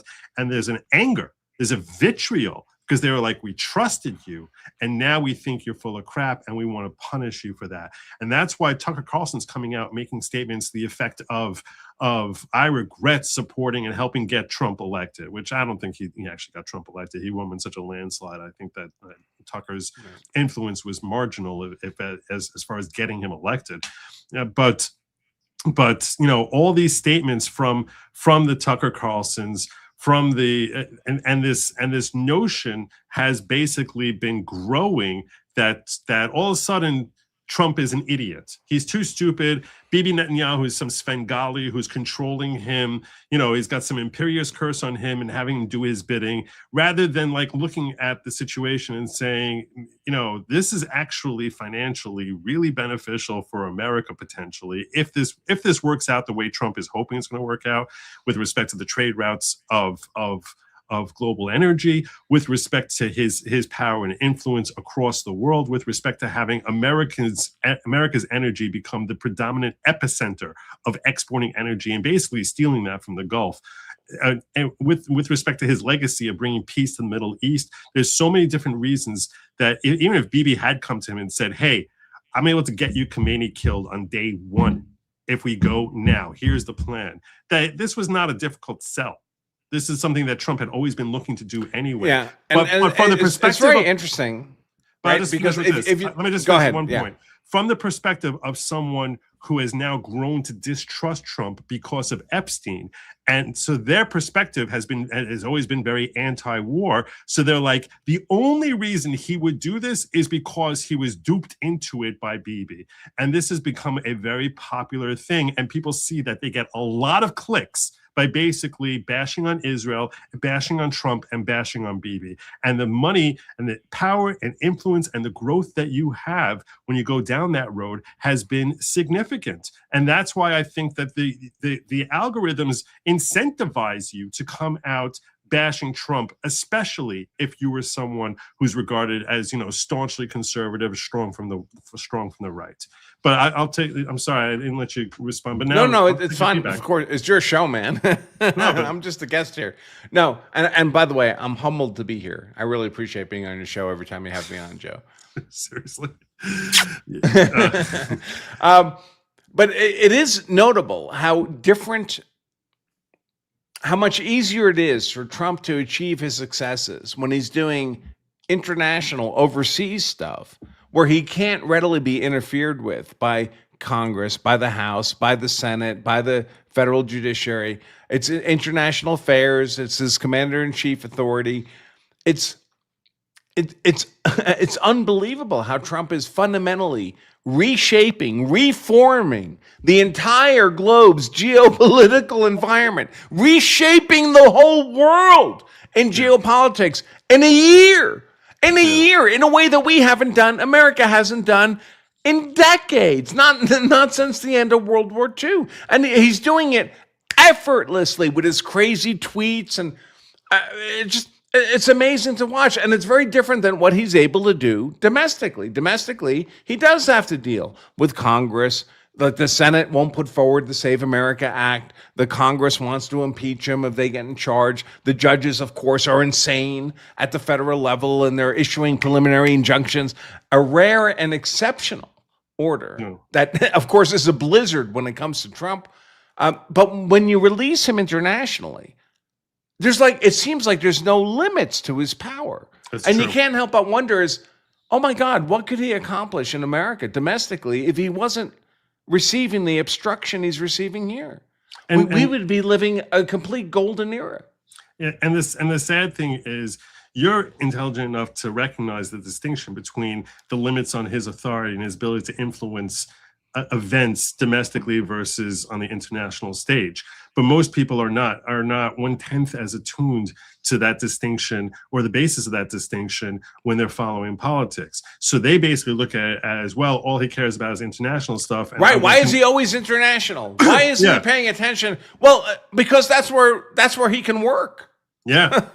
Yeah, exactly. That's where he doesn't need to have Congress come in and pass the Save America Act. That's where and to the extent that he's been trying to do that, you see the levels of friction that he gets with respect to deportations, the anti-ICE protests, the litigation that he faces trying to get freaking criminals deported, that he's being ordered by Judge Boasberg to turn around his own freaking planes and bring terrorists back to the United States. Right, exactly. And try and figure out how to circumvent ridiculous TROs. So it's much more of a struggle for him to actually accomplish his agenda domestically than it is in foreign affairs. But people are very result oriented. They look at the economy, they look at what's happening with the border, with fentanyl, with various things, with people, with big name individuals not being charged, big name criminals like Comey, Clapper, Brennan not being charged. And they basically say he's, and that helps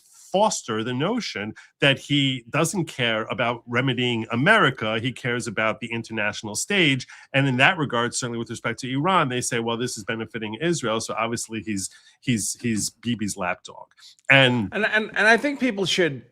So Joe and I are both lawyers, right? And if I'm representing a client in a criminal defense case, I'm crafting a narrative for the jury that's very favorable to my client, right? I'm telling a story to the jury that's favorable to my client. It doesn't have to be true. It just has to be compelling and favorable to my client. It's propaganda, effectively, in a courtroom. And the prosecution is telling a story of guilt about my client. And it's not like the prosecutor was there when it all went down. They have no personal knowledge about what actually... They're telling a story, too. They're telling a propaganda story about what happened. That's what we're dealing with Trump. Every time you hear these arguments for or against him, what you're really hearing is propaganda. You're hearing storytelling. And what I always tell people is, well, maybe you should look at the results. The results are what should form whether or not you believe. So Trump says all kinds of contradictory things. It's part of his negotiation strategy. He goes hyper aggressive. He goes friendly. He goes hot and warm. This is all part of just read The Art of the Deal, his book. He talks about all of that there.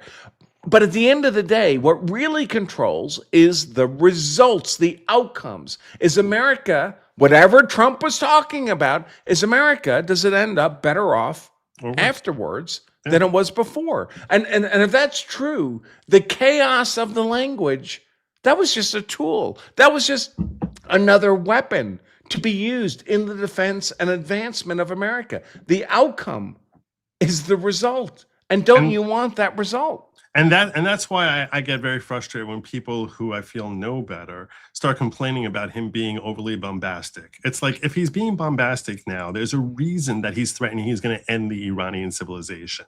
That doesn't mean he's about to push a nuclear button. It doesn't. By the way, he ends that statement with, "And God bless the people of Iran." Yeah, exactly. And it's, he has a thought process, and certainly on the international stage, 98 out of 100 times, his gut feeling about how to handle a situation has worked out.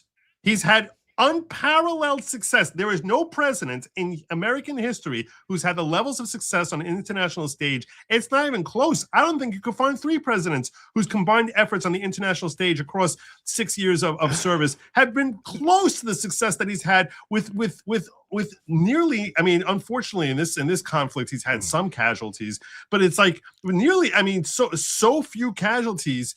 It's astonishing. Brokering peace deals, getting Maduro out without losing a single life. He's almost like been touched by God with the success that he's had. And I don't think he's God. I want to be clear. I don't think he's a messianic figure. No one should misunderstand that. I'm simply saying he has had some remarkable blessings with the levels of success he's had on the international stage. And now all of a sudden he's in Iran and some people are not happy about it and they think he's been bamboozled and he's an idiot. And I'm like, how stupid do you have to be to come to that conclusion? I mean, the analogy would be Trump had a new reality TV show, except it was him going to flea markets, and the people running the flea market all had Down syndrome. Yeah, exactly. That's how. That precisely. That it's such phenomenal levels of success that he's had. That it's just astonishing. I want to get to these super chats and start moving along. All right, listen, I gotta step away. I'm not leaving, but I gotta step away. I gotta hit to John. I'll be back in just a minute. Sure. Okay. All right. I really don't understand the Zionist thing. I watched the Matrix movie. Zion is a city in the center of the earth, and it didn't look very Jewish to me. But it did look like a place where people would ride BMWs. So there you go. There you go. Maybe that's where they got the name Zion from. Probably. That's where they're like all the BMWs that are going on there. That's pretty good. I really think Trump was upset because no one ever went after Biden about the Epstein files. I also blame Bondi or the Epstein files because he told her to release them. Yeah. I think that she was a disaster. She was an unmitigated disaster. No one has ever heard me defend Pam Bondi. The best I ever said about her is let's give her some time, and I did that in the first 6 months of the current administration. And at a certain point, I was like, no, we're past time. The clock is run on her. So, yeah, I have nothing positive to say about her work as Attorney General. I think it was terrible. Hans One-Pack says SPLC and race grifters like Al Sharpton know how to do a shakedown like a good mob boss does. This is true. This is 100% true. Let me get back into, I want to get into this press conference where we can get a feel for what the hell happened with this indictment of the Southern Poverty Law Center. So here is Todd Blanche and Kash Patel breaking it down for y'all. To go. In the Middle District of Alabama, a grand jury returned an 11 count. Let me go back a little bit.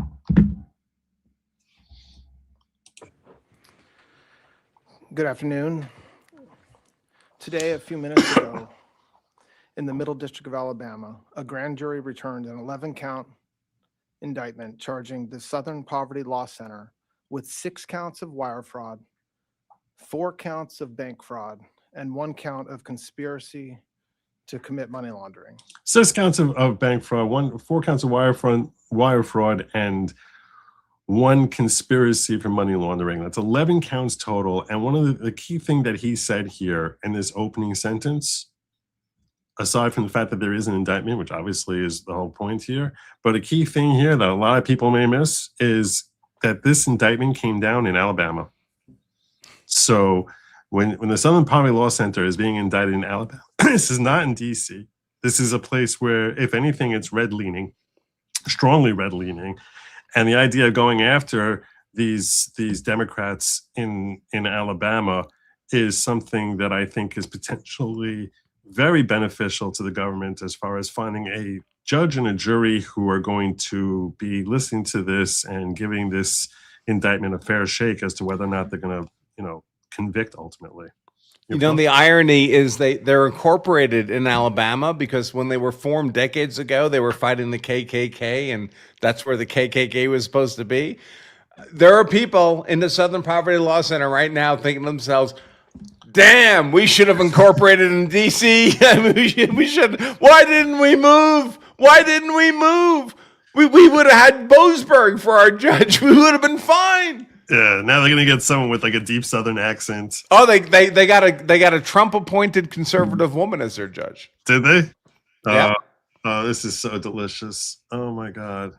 I was picturing like that guy from My Cousin Vinny, like that judge, like, that deep Southern accent. Did you say Utes? What's a Ute? The best legal movie ever made, by the way, is My Cousin Vinny. It was great. The most accurate. Yeah. According to the charges in the indictment, the SPLC is a nonprofit entity that purports to fight white supremacy and racial hatred by reporting on extremist groups and conducting research to inform law enforcement groups with the goal of dismantling these groups. That's what they say. As the indictment describes, the SPLC was not dismantling these groups. It was instead manufacturing the extremism it purports to oppose by paying sources to stoke racial hatred.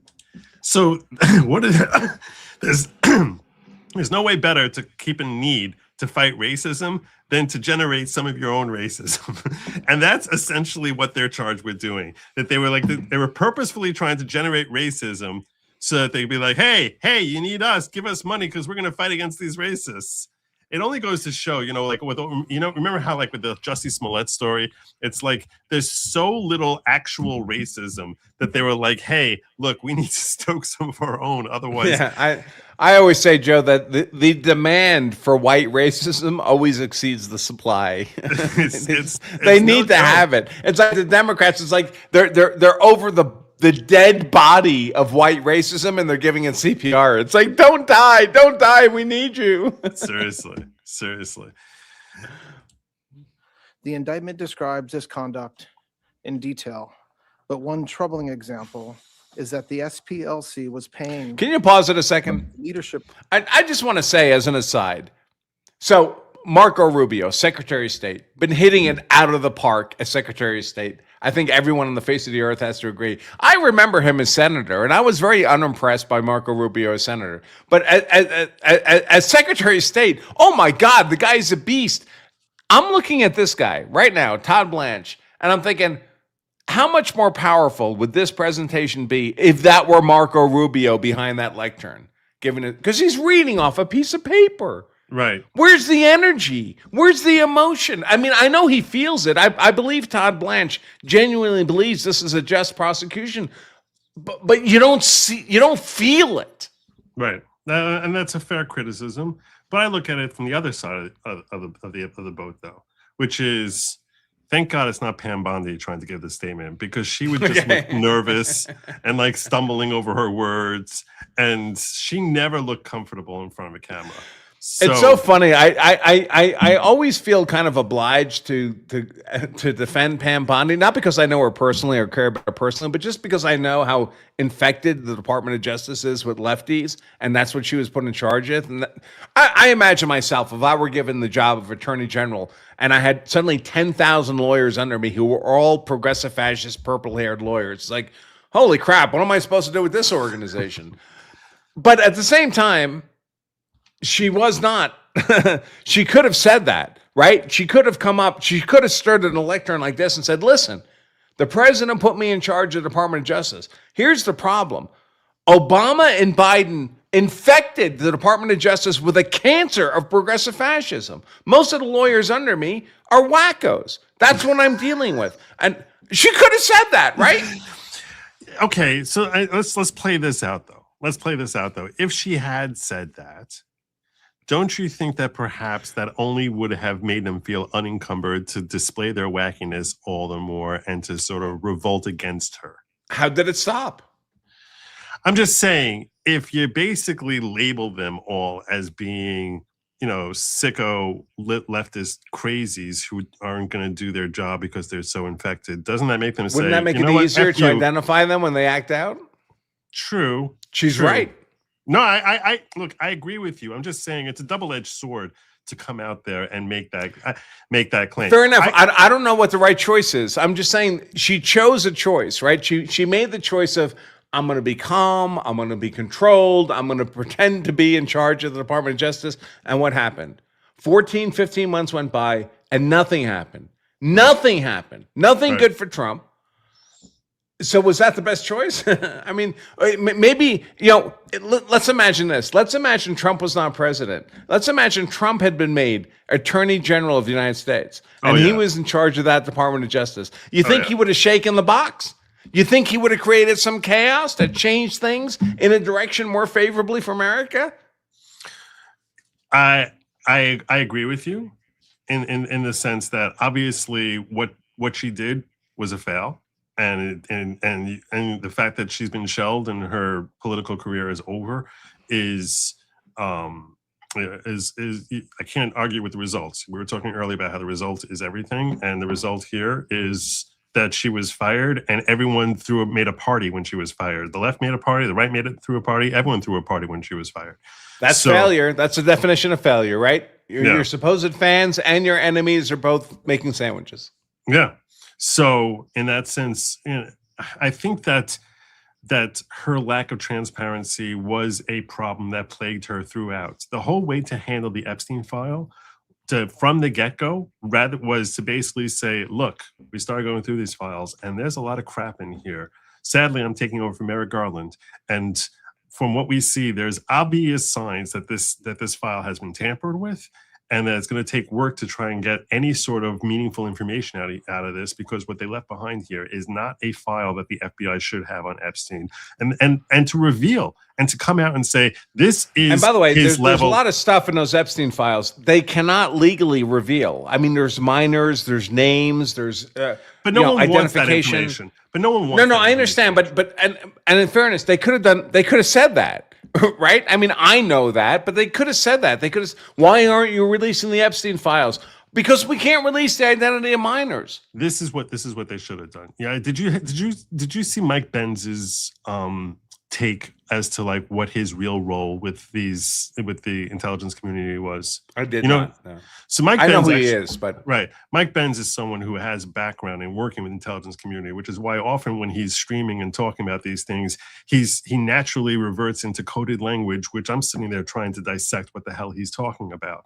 But when he talks about the Epstein file, he says he's not an agent, he's not an informant. He's what's called, I think the term in the trade they refer to as a useful contact or something of that nature. So when you ask, is he an agent? The answer is no. He's not an agent. He's not a confidential informant. He's a useful contact. He's someone who Mike Benz speculates, given everything we see about his resume and his career, that he basically was the finance guy for the CIA.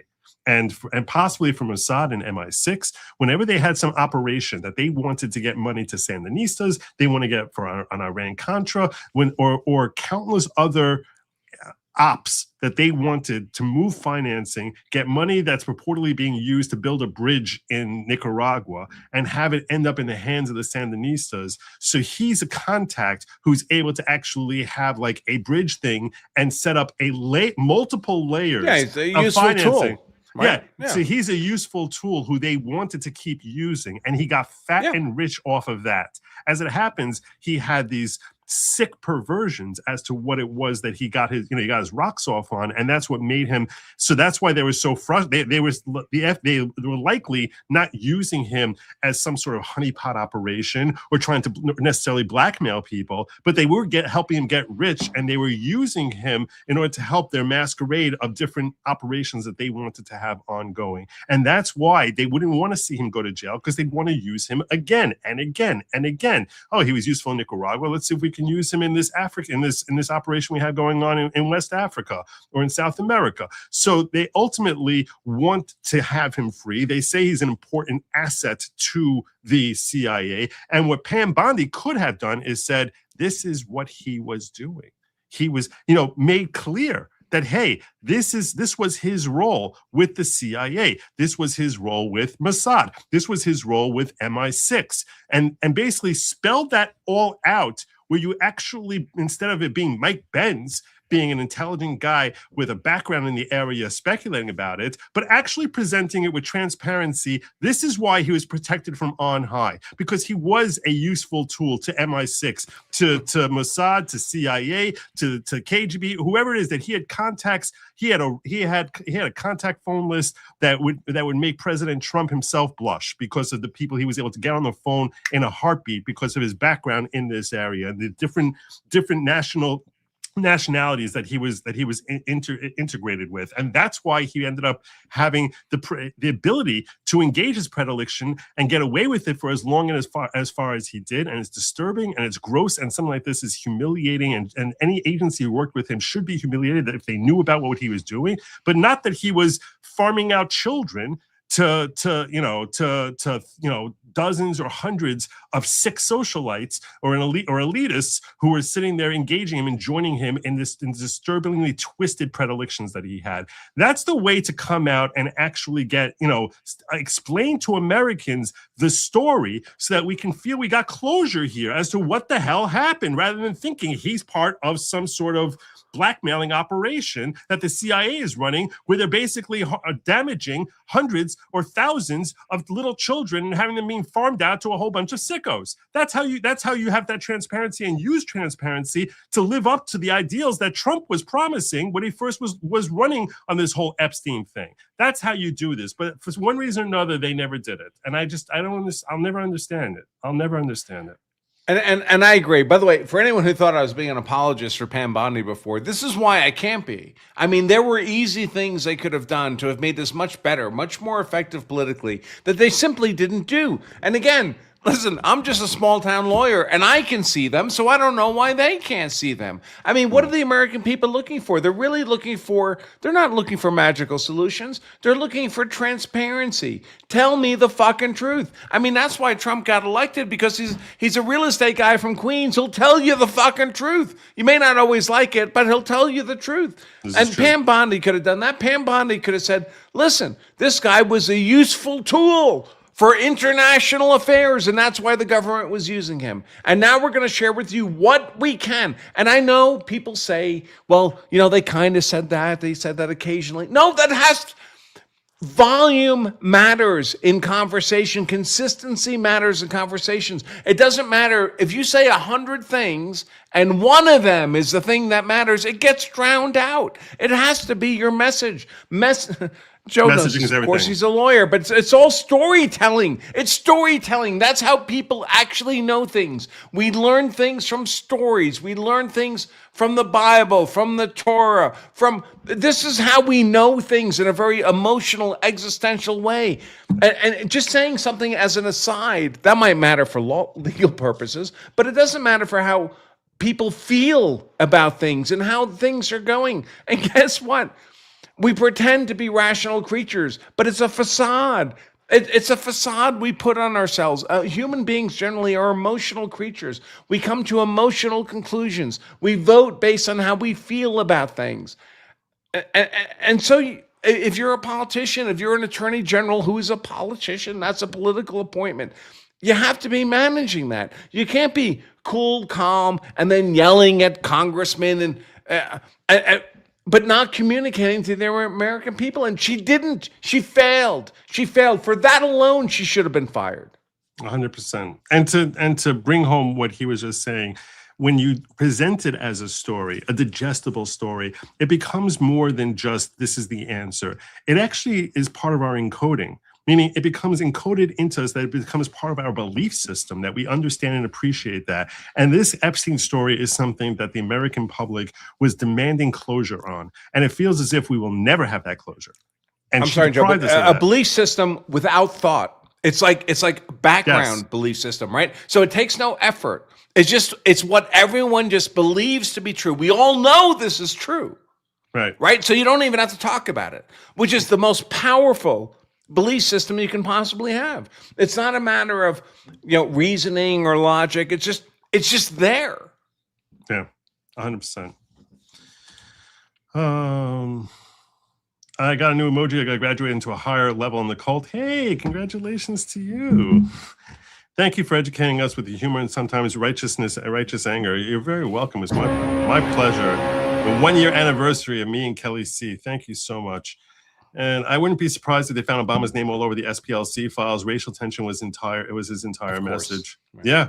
If I had a son, he would look like Trayvon Martin. Obama said that. I remember that. I'd forgotten it, but I know you covered that case in depth.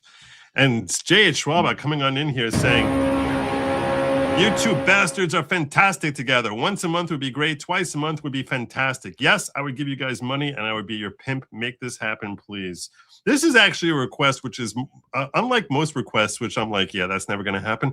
That's actually a request which is more likely to happen than most requests I get, because Andrew and I genuinely like each other. So yeah, he's welcome on here anytime. I always feel as if I don't want to pressure someone to join me, and I sort of feel uncomfortable, I'm asking them for charity by coming on here, because this guy's he's a celebrity, and he's and even though everyone loves Andrew Branca, so it's I struggled to get Trump on my show. I struggled to get Andrew Branca on my show. But whenever he's willing to come pop on here, I'm hey man, if you want to do a regular thing like Viva Barnes does? You want to do a regular, like, twice a month or whatever thing? I'm happy to do that. I love being on with you. My only problem is, well, like you, I'm busy. My life is complicated. So I just happened to see your live stream. It popped up on my laptop today. So I commented and I ended up here, right? Which is great. I really appreciate it. But if you wanted to do something regular, I'd be completely open to that. No, I'm totally on board with that. Well, you know what? There you go, JH. You just made it happen. I'll talk to you. I'll send you a text message. We'll try to figure out like what, if we can try and work. Because every time we're on, I think these are good shows, right? Yeah, I feel good about it. It feels like yeah. good content to me. Yeah, no, and I think it's a great idea, and I think that if we promote it as something that's a set thing that people can sort of schedule, I think that it makes it that much more likely that people will be able to catch the content that we're creating. I mean, basically, you have me on like once a month now, right? But it's random. It's completely random. Right. It's completely random. It's like, oh, he's there in the audience. Let me send him a link. But I think that a regularly scheduled thing could actually be something that would be great. So, yeah, there you go. Well done, JH, making it happen. Should I get back to this press conference over here? Sure. Troubling example is that the SPLC was paying a member of the leadership group that planned the Unite the Right protest in Charlottesville, Virginia in 2017 that resulted. Hey, can I stop you again? Sorry. Yeah. I just noticed his tie. That's an official Trump tie. He bought that from the Trump store. I know because I bought the same tie. I have the same one. Yeah. Sorry, go ahead. No, that's all right. But he's basically saying that they funded the Unite the Right thing. Remember the whole Fine People hoax thing that came out of this whole story? Yeah. That they basically created the crazy march that was happening. They paid for this march. And it was an insane march. I mean, it was one thing that when I was watching, I was like, this is unsettling to watch. Like, if you actually see video of it, it's like, it's basically sounds like, Jews will not defeat us. And I was just like, what the hell is going on here? This is like, it felt very unsettling to watch when they're marching with torches. And it felt really unsettling. And who's funding it? The SPLC, naturally. So I will say, Joe, that I've lived in my life in a bunch of really bad neighborhoods, like lots of violent crime, rapes, property theft.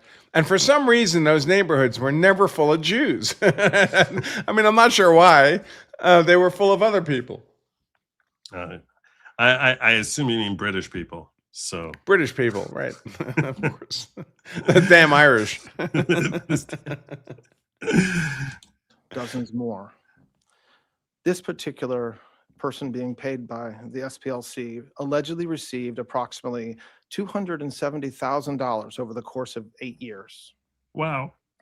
In total, according to the indictment, between 2014 and 2023, SPLC paid at least $3 million to 8 individuals at least. These individuals were affiliated with the Ku Klux Klan, United Klans of America, National Socialist Movement, Aryan Nations affiliated sadistic souls motorcycle. Joe, stop it. If this was your job, would you not be looking into the goddamn camera? You wouldn't know what you were going to say here? You'd be reading off a piece of paper like this? I'd be like, this is like doing an opening statement to a jury, and you're reading off a piece of goddamn paper. I mean, where's the heart? Where's the emotion? Does this not matter to you? They gave $3 million to the Ku Klux Klan. Yes, right. That's what they did. I mean, think about what they're doing. They're raising money to fight hate and spending millions of dollars of that they get donated to them on the Ku Klux Klan. He looks like a guy who's inviting someone else to bang his wife. It's like, oh, my wife said I have to read you this letter, and she wants to have sex with you. It's like, oh my God, dude, are you a man or you? What the hell are you doing here? Well, what is your mission at this lectern? I don't know. But they won't hire someone. It's funny, because we'll elect Trump, who's got all the charisma you can and more that you could possibly hope for. They won't get someone like you or me to get up there at the podium and saying, what the hell's going on here? Listen, they could hire me for 20 minutes. Hire me and fire me. I don't need the job. Hire me to stand at that lectern and give this talk. Yes. Oh my God. And then I'll quit. Yeah. Here's Andrew Branca to tell you how we really feel about this situation. That'd be great. Oh, that'd be classic. We could alternate. You and I will tag team in there. Do you believe what these bastards were doing? Unbelievable. $3 million. We could be one of those 1980s two white guys rap groups, right? Like what was it called? Vanilla Millie? Millie Vanilli? That one. Vanilla Millie. I actually refer to the Hodge twins as the Millie Vanilli of politics because they say one thing here, one thing there. They're part of the whole woke right crowd.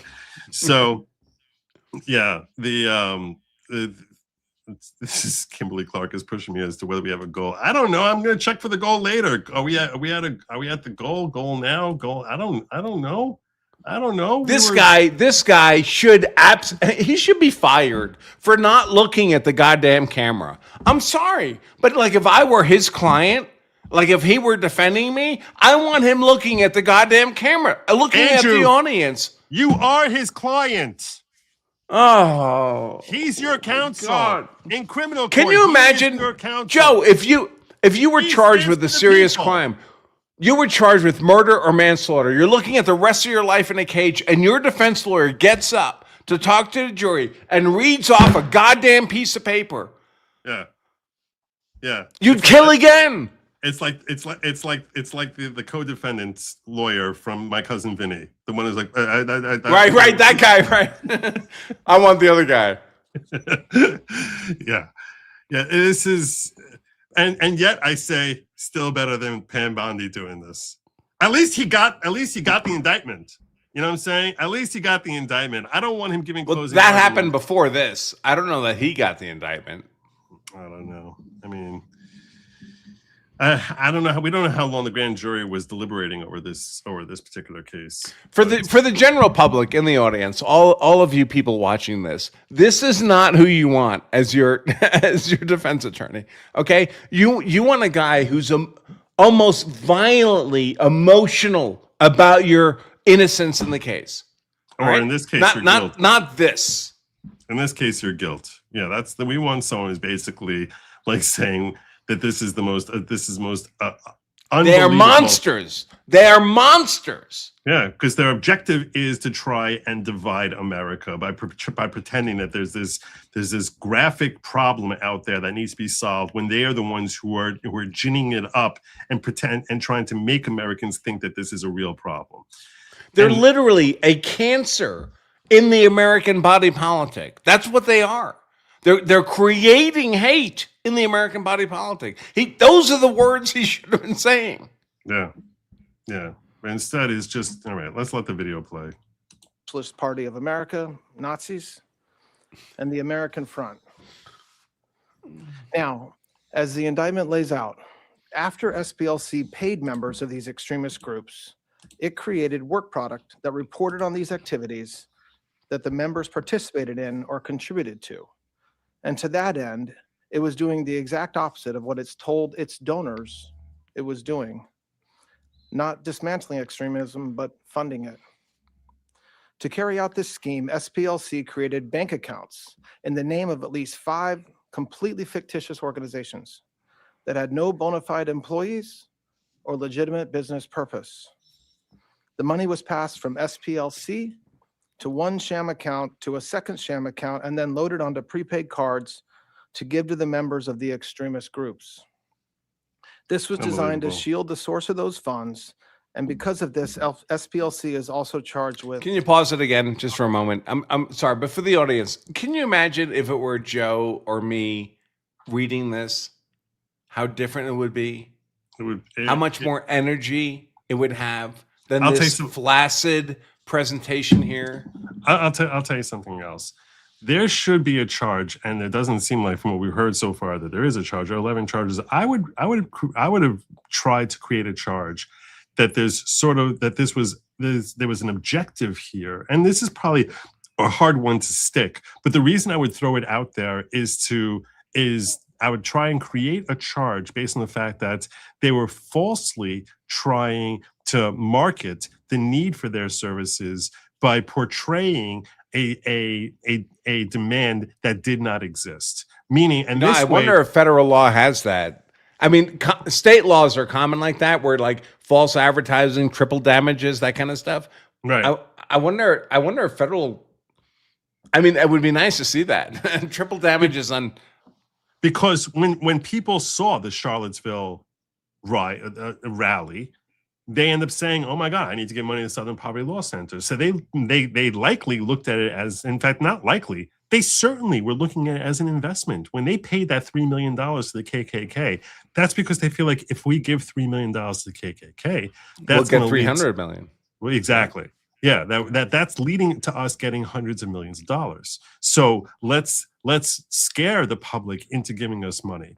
And that false type of that type of false advertisement is, and there has to be a way to levy that charge, even if it doesn't stick, just so that you can spell this story out far more clearly when you stand up in front of a jury and you basically say, hey, this is what was going on. You want to know why they're giving money to KKK? Because they're trying to divide America, because they want Americans to believe that racism is this fervent issue at a time when, you know, we're not living in the 1800s or the early 19th century or even 1950s. We're living in an age here where racism was so virtually dead they had to pay for it, and they wanted Americans to think, oh my God, there's such a disturbing level of racism. Let's go give money to the SPLC.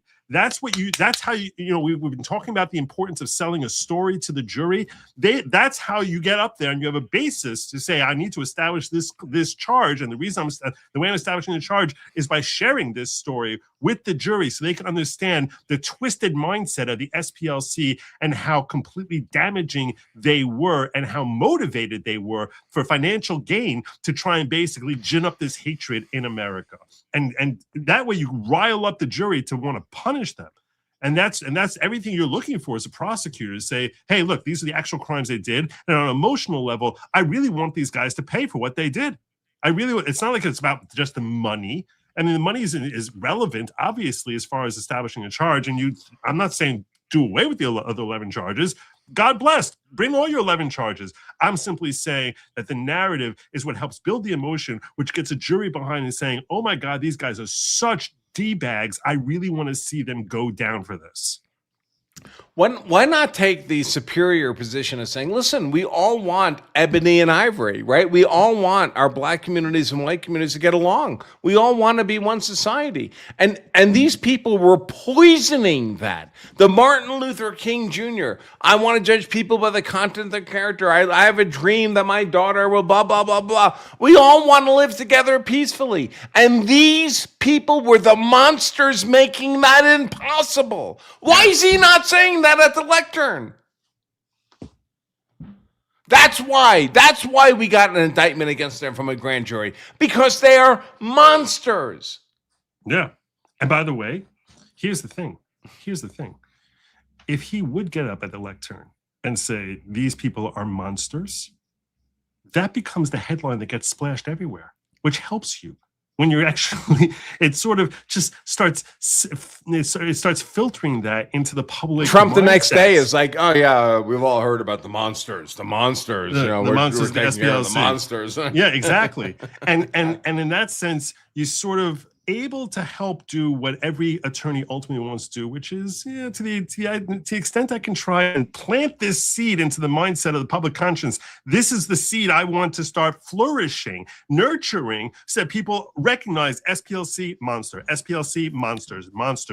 Can you imagine if that was the headline? SPLC monsters. That's what we know the left does that. Left did that with the January 6th protesters, right? They were all suddenly insurrectionists. All the January 6th, if you walked into the building, looked around, and walked out, you were prosecuted as an insurrectionist. Insurrection is an actual federal crime. None of the January 6th protesters were charged with insurrection. Not one of them was charged with insurrection. Right. So, but they built a narrative of insurrection, and that's what mattered. And that's why, even though they weren't charged with insurrection, when they walked in there and sat in that defense table, the jury's all looking at them, you're an insurrectionist. You're an insurrectionist. Exactly right. You're not charged with it, but I know you're an insurrectionist and you deserve to be punished. And that's why, similarly, you want to go over here and say, monsters, monsters. You're not charged with being a monster. Maybe I can't convict you of being a monster, but I want to punish you because I know you're a monster. So there's the law and there's the politics. And they overlap. But if you're in it to win it for your nation, ultimately, it's the politics that controls. Otherwise, we end up with 9 Justice Ketanji. Did that come over on your end? No, Jackson. We didn't hear. Oh yeah, you have like a little audio that comes out. The smoke alarm thing. Ketanji Jackson. Imagine if we had 9 of her in the Supreme Court, what America would look like right now. Yeah, seriously.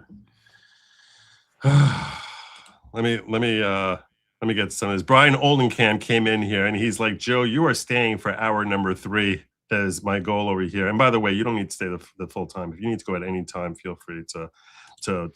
I probably need to leave in like 5 or 10 minutes, to be honest. So that's fine. Let me just fair warning. So I will tell you this, because I want to just keep his time here. I'll come to the super chats in a minute. Thank you, Brian Oldenkamp came in here. He also not only came with one super chat, one super chat after another, but he even came in with 10 Good Logic memberships. So I'm going to give you the horn. Wow! Come to my channel. I could use 10 members. Brian is amazing. He's a phenomenal supporter of the channel. So, and I'm going to tell you that as Kimberly says, go. So yes, we did reach our goal tonight. I am going to be here for 3 hours. We're going to go through this. I'm going to be running long after Andrew goes, and there's a couple of other stories that I promised I was going to cover, which I'm going to get to as well. So, but whatever time you need to go, you let me know. After he goes, I'll just review the whatever super. By the way, if we set up a co-stream or something, we decide to do this on a regular basis, then I can stay for the whole show. You know. I mean, if it's planned ahead of time, I can make that happen. But just, of course, and this is kind of ad hoc. Yeah. All right. So let's get more from Todd Blanche here, laying it down. I said earlier of conspiracy to commit money laundering. In conclusion, I want to thank the acting U.S. Attorney in the Middle District of Alabama, Kevin Davidson, who's in his district right now and not able to be with us. And I want to be clear that from a technical aspect, Todd Blanche is hitting his marks. It's just from an artistic perspective, from an advocacy perspective, it's very flat. How do you seduce a woman? It's not by hitting your marks, Joe. Yeah. Right? No, so what I'm saying is, if you're looking for someone who's technically proficient, yeah, he is hitting his marks in that sense. I think you are very attractive. You would make a nice wife for me. We should get married. Bleep bleep. This is just not how it works. It's not advocacy. And you can say that maybe and look, someone who's sitting on the other side and supporting Todd Blanche and disagreeing with me and a lawyer can fairly make the point, this is not the place for advocacy. This is his role is, the professionalism of being the attorney general is to just spell out the facts and not to sit there trying to sell to the public.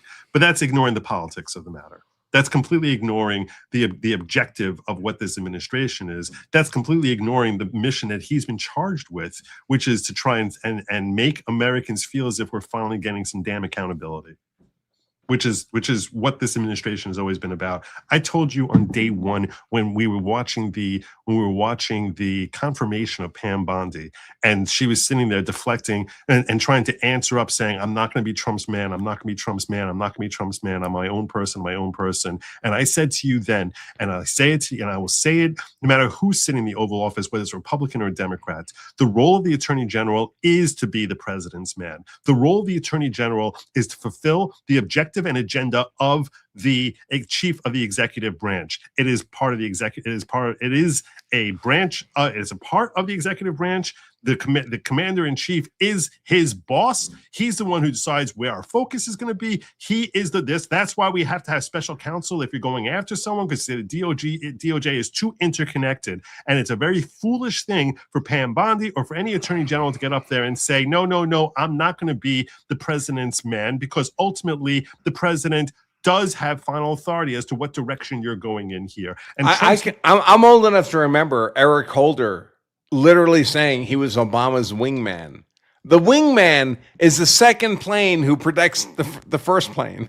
Yeah. I mean, Eric Holder was not pretending to be some objective, independent, third party kind of legal administration, independent of the Obama administration. I am Obama's wingman. My job here is to protect him. 100%. And of course he was right. That actually is his job. That is. It is. So I don't want to hear that he shouldn't be about the politics. He should be 100% about the politics. And one of the main things, arguably the main thing that I would say, if we want to list off the things that got Trump elected, first and foremost, it was immigration and that the problem with the flooding of America, where we had an invasion from South America and Central America into our country. Number 2 is the economy. And number 3 is accountability. And this here is your accountability. This here is where we're saying, hey, the bad people are going to be held liable for what they've been doing. And we're going to expose them. We're going to bring them into and we're going to see them punished. And if it's easier, I'm going to tell you this. It's easier to do it when it's not a big name person. It's a big name organization. The SPLC, I dare say that fewer than 1% of you can name 3 people who are the heads of the SPLC. They all quit. They all quit. So the leadership has quit. I'm saying I couldn't name any of them. I don't know any of them. So it's easier to go after them, and they will be brought in ultimately, and they're not quite as protected as a James Comey, as a Brennan, as a Clapper, as obviously Barack Obama.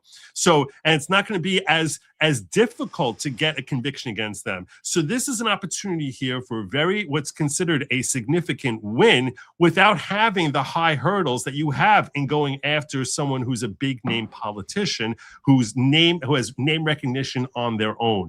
It's the company that has name recognition, not the individual. So when you try and prosecute these individuals, you're far less likely to run into hurdles of people saying, "But I really like this person." The way I voted for Obama 4 times, and I wrote his name in on the ballot. Or this is someone who is a big supporter of the Obama administration or the Biden administration. I love them. You don't deal with that with the SPLC. You don't have that at all. So this is the easier win. Go out there and say, hey, here's our accountability. Start winning back hearts and minds from people who have been shifting off towards the woke right and saying that you suck at getting accountability, and saying, here is our accountability. That Charlottesville riot rally was all the SPLC. $3 million that they're funneling in here. Their donors are giving them money to fight hate, and they are ginning it up and manufacturing hate of their own. That's where you go out there and you basically make your pitch and say, here comes your accountability. And he's flat. And it's just right. It's frustrating. So one of the things I love about being on with Joe is I'm on a lot of shows. I'm asked to be a guest on a lot of shows. And then I get accused of talking over people. No one can ever accuse me of talking over Joe, because Joe just goes. Man, he's like the bulldozer burying those terrorists in their own holes. It's fine. I'm not complaining. I appreciate it. I feel bad. Now I feel bad. Why do you feel bad? I would bury him too. Yeah. For bringing this important case, along with the FBI team in Alabama, for their hard work during this investigation. I hate how they always do this. And I know why they do it. Ongoing. But it's like, and I'd like I hate when they do the Director fluffing. Patel to say a few words as well. But here's where we see some explosions start to happen. When he gets up here and he makes his statements. Thank you, General Blanche. Kash Patel. What we're here today is to announce what the general just told you. The Southern Poverty Law Center, in a massive sweeping indictment, has been charged with allegations of fraud and using the banking system to perpetrate that fraud. I just want to talk about a couple of brief things here. The Southern Poverty Law Center themselves advertise to raise money to dismantle violent extremist groups for a period of at least a decade. they used their donor network to raise money to purportedly dismantle violent extremist groups. However, the SPLC, the Southern Poverty Law Center, used the money they raised from their donor network to actually pay the leadership of these very groups. I just want to say that again. They used the fraudulently raised money by lying to their donor network, thousands of Americans, to go ahead and actually pay the leadership of these supposed violent extremist groups. The groups, as the general laid out, include the Ku Klux Klan, the United Klans of America, Unite to Right, National Alliance, the National Socialist Movement, the Aryan Nation Motorcycle Club, and the National Socialist Party of America, and also the American Front. In at least one of these matters, our investigation revealed that funds were used to facilitate the commission of further state and federal offenses, totaling over $3 million. Furthermore, our investigation revealed that the Southern Poverty Law Center, on top of perpetuating this widespread, decade-long, multi-million-dollar fraud, conducted more criminal activity. They attempted to hide. Why are we not getting RICO charges here? Can you tell me? No, and a lot of other charges, by the way. I mean, why? I mean, when people are spending money like this, there's tons of federal charges, tons of them. There's tons. There should be thousands of counts of wire fraud charges, and I mean, they've been doing this for decades. For decades, the evidence should be everywhere. Yeah, I just don't understand how we don't have a RICO charge here. I mean, and by the way, Kash Patel, I understand. Listen, he's making a legal case here, right? So he wants to get the legal terminology right. So he's reading from a piece of paper. If it were me, what I would have told him is, you stand up there at that lectern, you talk for 3 goddamn minutes. You're not talking about the legal stuff. You're talking about the narrative stuff. And then you have an assistant U.S. attorney stand up there after you, and she looks at a piece of paper and she reads off the piece of paper the technical legal stuff that has to be technical. But you get to do the theater. You do the theater. When the media is replaying what you're saying, it's you. They're not going to play her. No one gives a crap what she has to say. That's the technical legal stuff. You get the theater. You look your eye right into the camera. Even Bill Clinton knew this, right? When he was denying, spooging all over whoever that broad was, he looked right in the camera, pointed his finger. I did not have relations with that woman.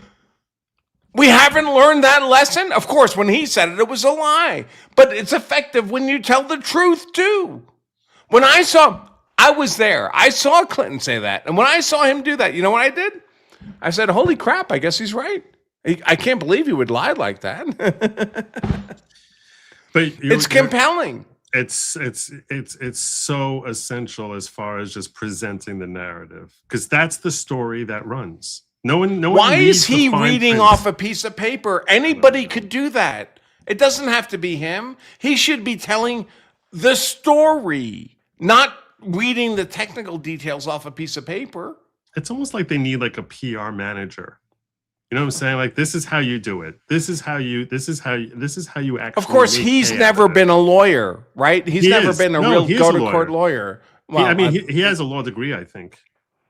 Okay, that's not the same thing, right? Right, that's true. That's true. But I'm saying he's a smart guy. When he was, I'll never forget during the Colorado hearing when they were trying to get Trump off the ballot, he came in to testify and he manhandled the attorneys on the other side. But I bet he didn't do it like this. No. He didn't read off a piece of paper. Of course not. Right? No, he was charming and he was dominant. He was so much charisma. And this is just, it's very aggravating. It's very Joe, both you and I have spoken at jurors. You know we would not be reading off a piece of paper. Zero chance. And he's speaking to a jury of the nation right now. And he's effectively reading off a piece of paper.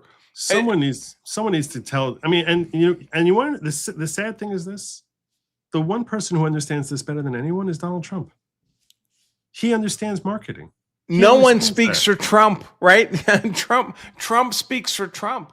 He's that concerned about the the very I mean, listen, every one of these Truth Social statements I see from Trump, there's like 40 nuances built into every paragraph. I mean, every sentence is a different statement to a different party in the communication change. It's very subtle. And people say, well, he's not being direct, and no one knows exactly what he means. It's like, you idiot! These are weapons he's using against you. His words are weapons. Of course, they're not direct; they're indirect because he's in it to win it. But if you understand the sophistication of what he's doing, which most people don't do, you can see it embedded in there. And then I see this. I see a robot reading off a piece of paper. I'm like, how the heck is this the same administration? Can they learn? It's been 15 months. Have they learned nothing from the master? You would think that he would basically say, hey, look, get a freaking PR consultant so you can basically tell you how to have this. Just so it's so important, because this is how you win elections. You have memorable moments or lose them. Yeah. This is a potentially memorable moment that you could make into a moment, or you can make into something that's forgettable. And when you present it this way, it's completely forgotten.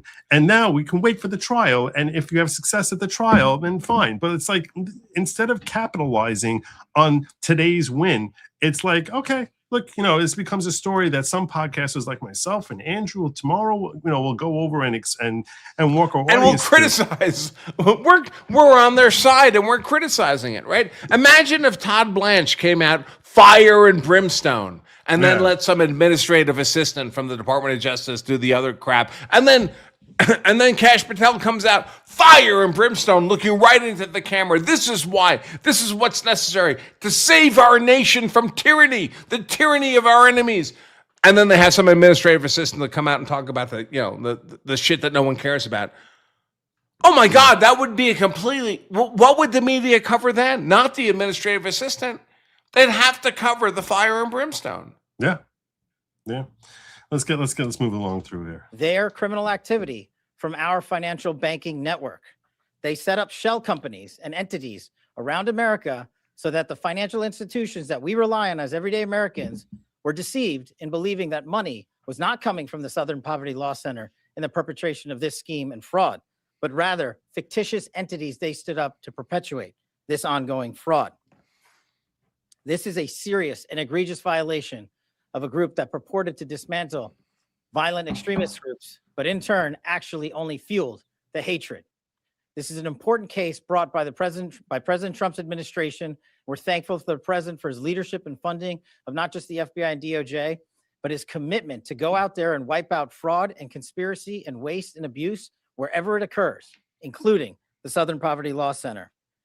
Even though this money was made to appear to be coming from legitimate people and legitimate entities, we at the FBI, with our great partners at the Department of Justice and in the state of Alabama, were able to comb through a decade worth of material, a scheme that took a decade to build, so that we were able to follow the money. It really sounds like RICO. Because money never lies. It sounds like RICO. As the Attorney General said, these charges are varying. They are widespread and wide-ranging. And not nearly enough. This investigation is very much ongoing. Today, we're here to announce the charges of the Southern Poverty Law Center, and this investigation and the individuals who are responsible will be brought to justice. Thank you, General. Thank you, Director Patel. Now the questions and answers. Here we go. I'd like to know why individual people are not mentioned in this indictment. Is that something that's going to come down the pike? Is this just an indictment of the entity? Can you kind of explain, could people face charges here, or is this the indictment and you're done? So, yes, I mean, as we said, the indictment, this investigation is very much ongoing. And today, the grand jury returned an indictment against only one entity, the Southern Poverty Law Center.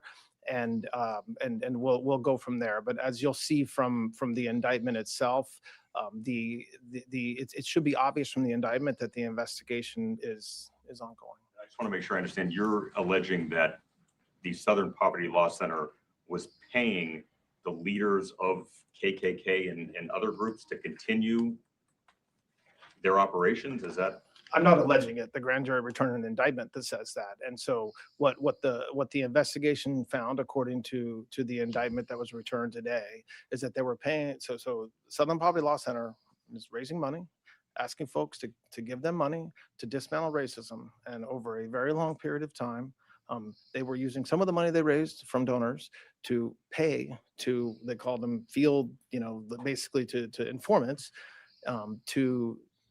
for information. And by the way, I'm just going to point out, I'm trying to figure out how the FBI got wind of this.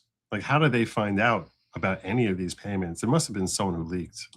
For access to just pay them for certain, to do certain things. And so, yes, that's exactly what the indictment charges.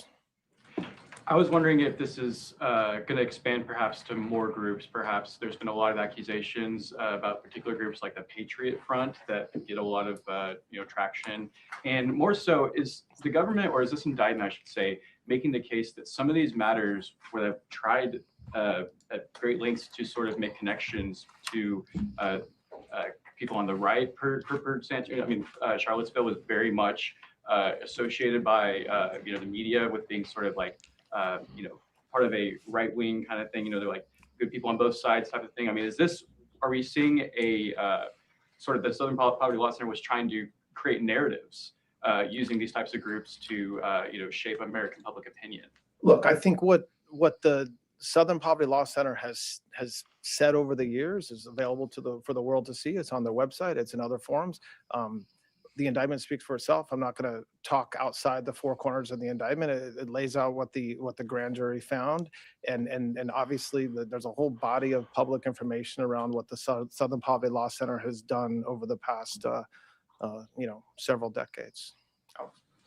I mean, in some of these instances, these are groups that have been either their membership has been dismantled or they've definitely fallen out of public view. I'm just wondering the legal theory of how these payments allegedly went on to actually benefit the groups. Did you see money go to the groups themselves rather than just the individuals who were paid informants, essentially? And then I have an off-topic after. So look, I want to be careful to keep any comments that we make inside the indictment. And so what the indictment lays out is payments to individuals who had leadership positions within these organizations. I was speculating that they must have had informants. Like, how would this even come to the FBI's attention that this money? They always have informants. So, Joe, the way this works is like if 8 of these guys get together in a meeting, 6 of them are FBI informants or FBI agents. I saw this with mafia cases in New York. They're all informants. If there's like one guy in the meeting who's actually a mafia guy who doesn't know, he's like the last guy to hear about what's going on.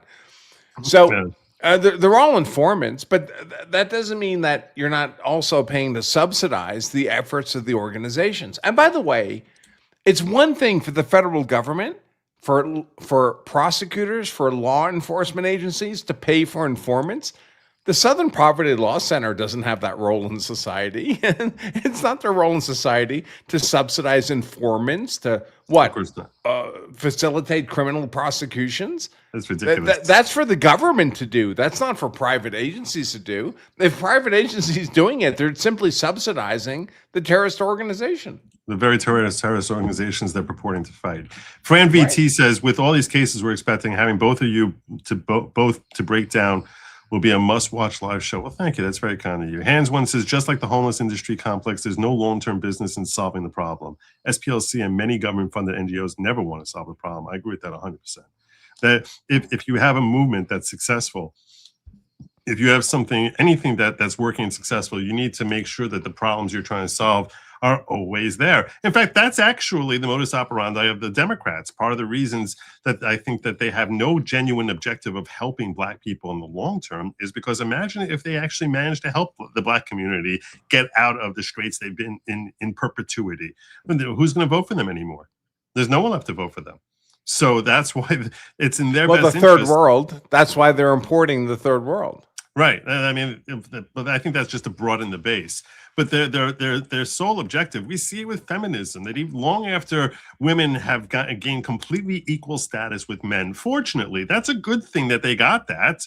But it's Is like it? I knew that was coming. I was setting you up there. But long after they've gotten that, you still need to have a need for feminism. Why? No one knows. I mean, the only reason you need to have feminism now is to fight off the trans and having men basically invade their spaces as soon as they put on a skirt and a couple of tennis balls in their shirt. So, I mean, it is a legitimate question in 2026, right? What's the purpose of feminism today? What rights do women not have that men have? What are they fighting for exactly? and that's why they had to manufacture the whole 79 cents on the dollar thing and all that other nonsense. Although now, well, we already knew they were lazy. I mean, they don't have to convince me.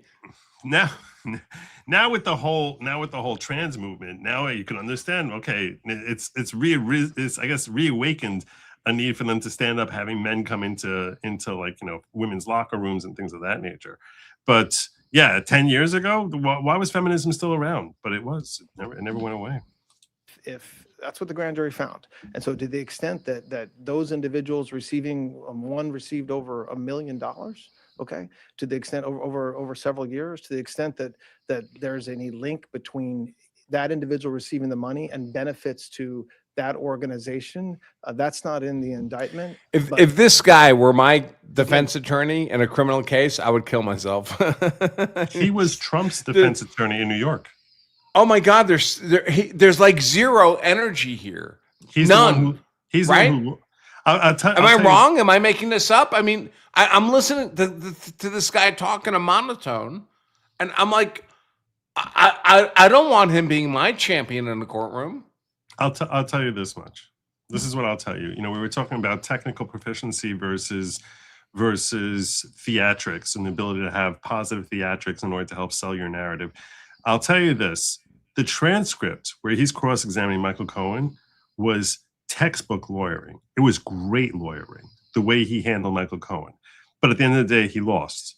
And perhaps the reason he lost is because of the theatrics, the yes, lack of the theatrics. Course. Right. So the technical expertise is very important. And it's all important. It's 100% of everything in a deposition or on an appeal where you're not talking in front of finders of fact. You're not talking in front of humans who need to be emotionally convinced of the truth of your narrative. But once you're talking in front of those people, being the lawyer Spock is not enough. It won't get the job done. They don't care about the technical aspects. You have to deal with the humanity of the jury. And really use, instead of looking at it as an obstacle, use their humanity in order to help weaponize their humanity to come to your side of things. That's how you win, rather than go through the motions in a way that's technically proper. It's almost like, so for those of you in the audience who follow like the NBA, right? You have the regular season, and the regular season, the teams get their whatever wins or losses, but then you get into the semifinals, and the semifinals are what really matters. That's what people really care about, and then you get, of course, into the finals. In legal matters, there's portions where it's like the regular season. It's like everyone's a legal professional and you don't need to get histrionic about anything. Everyone knows what you're talking about. But there comes a point where you're transitioning from the legal professional environment into the jury environment, the fact finder environment. And then your demeanor, your presentation, your storytelling has to change completely because you're talking to a completely different audience. And then, heaven forbid, your client gets convicted and you appeal and you're in front of an appellate court, you go back to the super technical kind of argument that appellate courts want. But when you're in front of a jury, it's all storytelling. That's all that matters. They don't care about anything else. I'll tell you. So if you want to defend Todd Blanche and Matthew Felty here, who's a longtime viewer of the show, it's good to see Matthew, is making a fair point that he's not going to be the one trying the case. It's almost impossible that he's the one who's going to be trying the case. Oh, of course. Yeah, for sure. And it could, if you want to defend him, it's possible that when he was in the courtroom with Trump, that he was more emotional and more theatrical, and that he looks at it, his role here is different, that he's now presenting to the press, and that he's looking at it, that he wants to come across as, and perhaps, I'm just trying to give the benefit of the doubt here, okay? Fair enough. I get it. Perhaps he feels as if, I don't want the left to scream that this is a hit job. So I'm going to do this as technically accurate, just here are the bare bone facts, and not try to make it an emotional thing where it looks as if we're trying to persecute a leftist organization and that we're weaponizing the DOJ. And I want this to come across as professional as possible so that no one misinterprets this as us trying to punish the left because we hate the left and manufacturing these charges against them. So in that sense, perhaps if you want to give him the benefit of the doubt, you can make the claim that in this setting, there are reasons for him to try and be as dry as possible so that it doesn't feed into the narrative that the legacy media is going to portray of this is a hit job by the Trump administration. Okay. Is that fair? No. Okay, I mean, tell me yes, why. it's yes. I mean, that's one position you could take. But I would suggest that when your enemy is burning you down with fire, being cool and rational is not the appropriate response. You need to fight back with fire, by which I mean heat, the rhetoric, the we are defending our men, women, and children from these attacks by the enemies who would destroy our civilization, because that's what the left is doing. So you can be calm and rational about it, but no one gives a shit about that. That's like, oh, it's just a policy difference. The truth is, my opinion is, I'm not speaking for Joe here, my opinion is, America hangs in the balance. Our first world civilization hangs in the balance on many issues, not just the Southern Poverty Law Center, but immigration and lots of other issues. America is an exceptional nation that will live or die in the next 5 years. And if we're going to live, we need people fighting for us. And if it's not going to be the Trump administration, it's going to be nobody, because no one's ever come close to doing what Trump is doing to maintain America. And so when I see the representatives of Trump in these forums being so kind of flat and technical, and I mean, it's not that they're wrong on the legal merits, but it's not how you win a war. And we are in an existential war for survival. I want to hear more like Trump's Truth Social tweets. I want to hear more of, I'm here for you 100%, and I will annihilate everybody to protect you. I think that's what Americans want to hear. That's not this. I'll tell you this. You know, if you came to me, if two people came to me and presented me and asked me which way is the better way to go, the Todd Blanche way of trying to seem professional and that we're being fair here and this is just the facts, or the emotional route that you're describing, and you lay out the pros and cons of each, I'll tell you right now that in 30 seconds, I'd be on your team here. I'm explaining to you what I think is likely the motivation here as to why. And I think you're right, Joe. I'm not being critical of you. I think you're correct in how you're describing it. I just don't think it's the right strategy. Oh, I agree with you. I agree with you that if you come out with fire, it's like, okay, they're going to claim no matter even, and here's why. They hate us already. Why. Exactly. No matter, even with him doing it in this detached type of way, they're still going to claim that this is a hit job by the Trump administration against the leftist organization. They're going to make that claim anyway. Since they're going to make that claim anyway, it only makes sense to say, you know what? Let's come in here and call them out for what the hell they are, which is... When you tell me you're going to punch me in the face, guess what? That adjusts my dynamics for that interaction. I'm going to punch you in the face. I'm not going to feel bad about it for a moment. You told me what you were going to do. The left is telling us what they're going to do to us every single day. Yeah. And if you don't believe it, go listen to Alyssa Slotkin or all these other yokels from the Seditious Six talking about how, the punishments need to be, severe. Eric Swalwell was getting up and standing before he was properly humiliated. He was getting up there and saying, when we get the reins of power back, we are not going to be nice. This is going to be very aggressive when we get the reins of power back. So yeah, they've told us what they're going to do, and you're a fool if you think that, well, if we sit here and come out here and can say we were doing this by the book, that's going to change anything. You're an idiot. So I agree with you. I'm simply saying this is likely the mindset that he feels as if so that's why I'm saying I don't know that this impugns his ability, a reflection of his ability to be theatrical. I'm simply saying there might be reasons that he's motivated to not be theatrical in this instance. But although I agree with you, Andrew, that theatrics are called for here, and it's disappointing that even Kash Patel. This is not a tenant landlord case, right? This is not a technical rule of law case, right? These are matters that have an existential effect on our nation. I think heated emotions are appropriate here. Yeah. It's not that individual who's charged with a crime. It's that individual was a informant or what have you.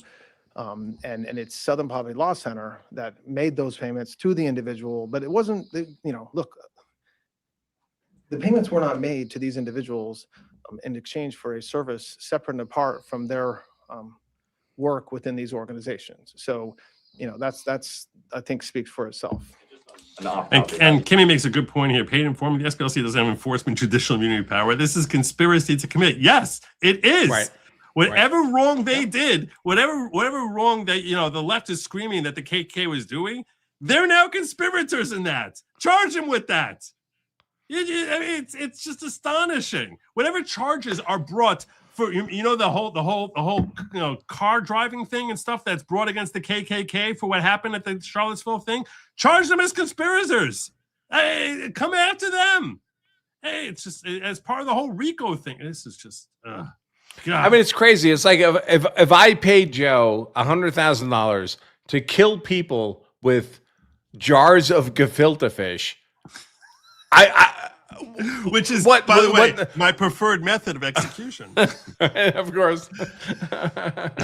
I like a lot of Jewish food, by the way, but gefilte fish is not my thing. But anyway, what I can say then that I was just acting as a federal law enforcement agency to convince him to try to show us how people die from gefilte fish death. I mean, it's crazy. They're not a law enforcement agency. They don't get to have secret agents.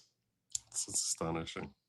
So you've read the Atlantic article that's now a subject. This is where things start going off the rails. They talk about the Atlantic. Now they get into the Atlantic article, the defamation suit. Lawsuit. I absolutely did not read that article, but go ahead with your question. I just, without, obviously it's up in litigation now. Have you separately just heard any concerns given your supervision over? All right. So Joe, they should have stopped. They should have stopped the interview right here. Yeah. This press conference is not about that. They should have stopped it right here. That's what they should have done. Didn't.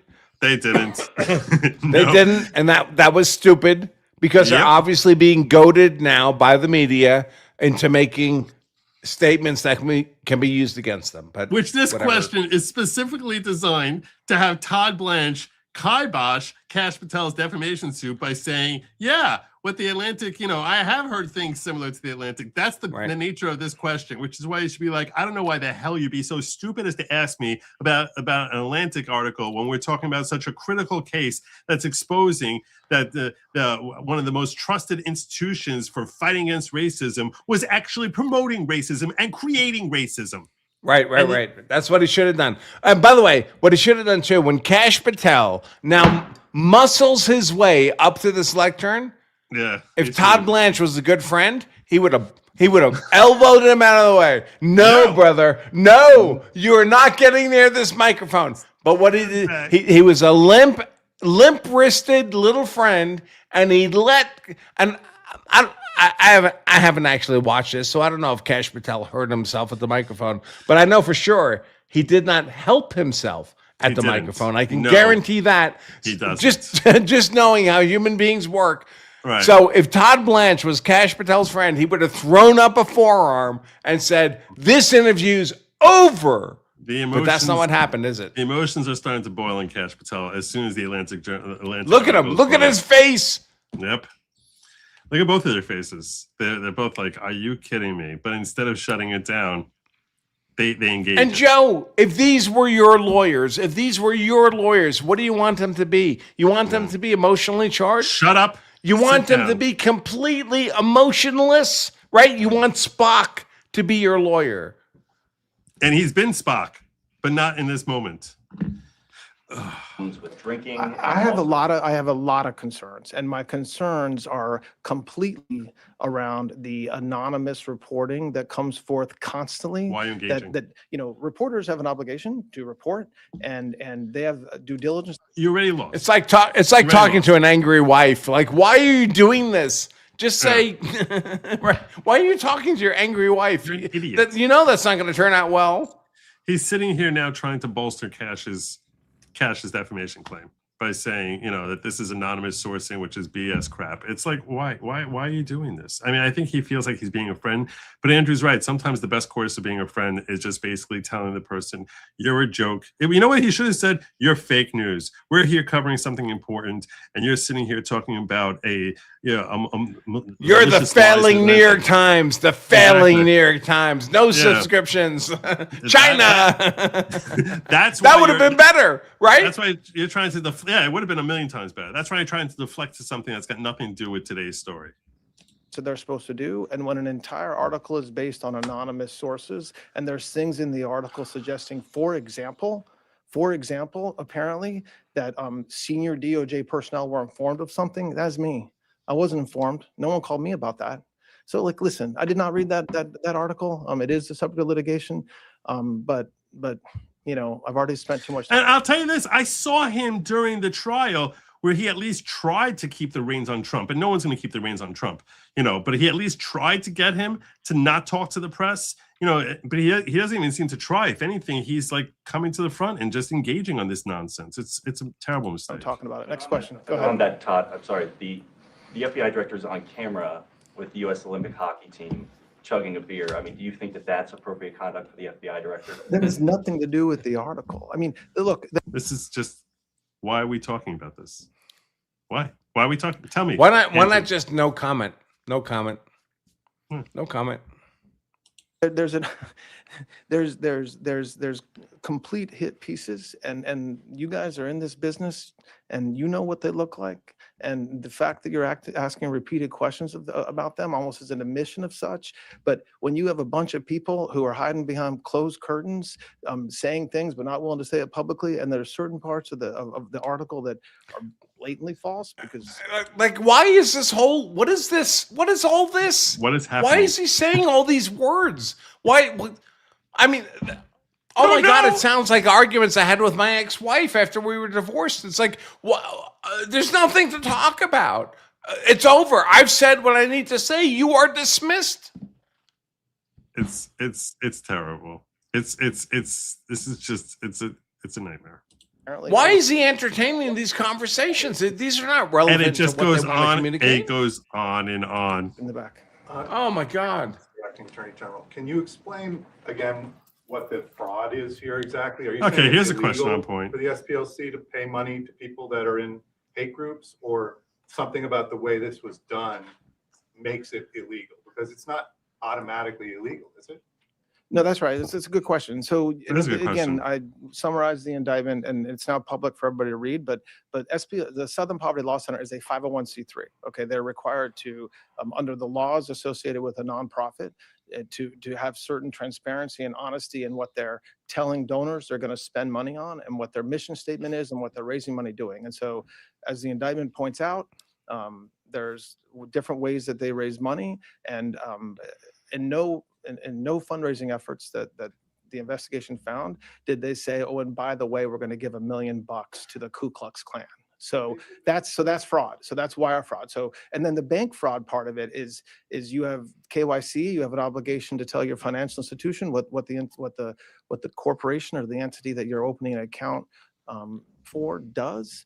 And the allegations in the indictment are that these were fictitious companies that were set up, and so there was certain information sworn to by SPLC executives about what the entities were doing that we allege is false. Can I just follow up on? So can you pause it, Joe? Yeah, So he sounds to me like in tone and temperament, like a lawyer I was talking to a couple days ago about setting up a trust account for my family. I mean, he's very calm. He's very like, well, we could do it this way, or we could do it that way, or we could do the other thing. And I just can't help but think like if Marco Rubio were behind that lectern, he's also speaks in a calm voice, but it's a very different communication, isn't it? It's Yeah. like we can do it this way or we can do it that way, and one of these ways will be good for you, and the other way, your entire genetic line is going to die in a fire of hell. You know, but it's very direct. There's no when Marco Rubio speaks, there's no ambiguity. There's no wishy-washy. There's no, well, this is just a technical legal lecture, which is what I feel we're getting from this guy. Yeah. It's been a while since, and I didn't really pull up, and I wanted to give proper respect to my supporters here. So I just wanted to just go over a couple of the chats that came in here, where Kimberly was asking whether we hit the goal now. And Brian Oldenkamp, I just want to thank you again. He brought in, as I mentioned, 10 new members to the following. I wasn't able to capture who they are, but those of you, I just want to remind you that the following is not at all a type of cult. It's just a gathering of like-minded individuals seeking greater personal growth or community unity, learning, and thinking.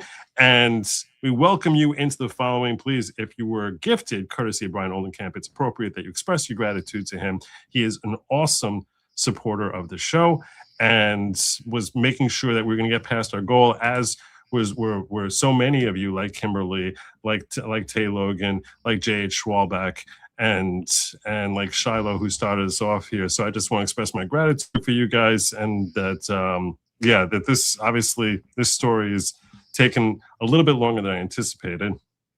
And Tay Logan, thank you for Just Because. Goal now, yes, we definitely hit our goal.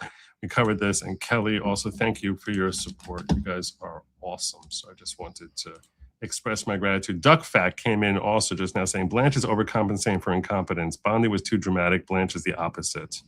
What are your thoughts on that? He's trying Bondi was not too dramatic. She was just... She looks scared. She wasn't getting the job done. So, again, I care about results. And Bondi was weird. She was passive when she was not in front of Congress. When she was in front of Congress, she was very... she would engage and be aggressive. But what was actually done? What was done? I run into this, Joe, and I'm sure you have too. And just managing people. There are people who are like, well, I worked really hard. I put a lot of effort into this. And it's like, yeah, but it's like if it's a football team, right? You don't score a touchdown until you cross the line, right? No one cares if you did 80 yards or 90 yards or 99 yards. That all took a lot of effort. Awesome. But you don't win unless you cross the line. And I think a lot of employees feel that way. They're like, well, I put in a lot of effort. I did a lot of work. It's like, all right, but we're here to make money, and we don't make money unless unless you do the actual thing. Yeah. So, in fact, the worst I would rather have an employee who did 5% effort and didn't accomplish anything than an employee who did 95% and didn't accomplish anything. Because it's easy to fire the 5% guy. The 95% guy is like, he feels like he's entitled to something. Yeah. But he didn't actually do anything more than the 5% guy. He didn't get it over the goal line. He didn't bring in the money. It's frustrating. It's frustrating. By the way, this is a big problem for boss babes. Boss babes often feel like, well, I showed up to work. You know, I did a lot of work. I was there. I had the yogurt. I'm not familiar with that term. What is a boss babe? A boss babe is a girl who's assigned a job that's well above her ability to produce value. Oh, okay. Well, yeah. So they get back into. In case you're wondering, they're going to get back into the defamation suit because I know he grabs the lectern at some point here, which is just one follow-up, Mr. Go ahead. On the hiring of Joe DeGenova to work for the department. Can you just tell us a little bit? I understand you went I don't down know to who that Florida. is.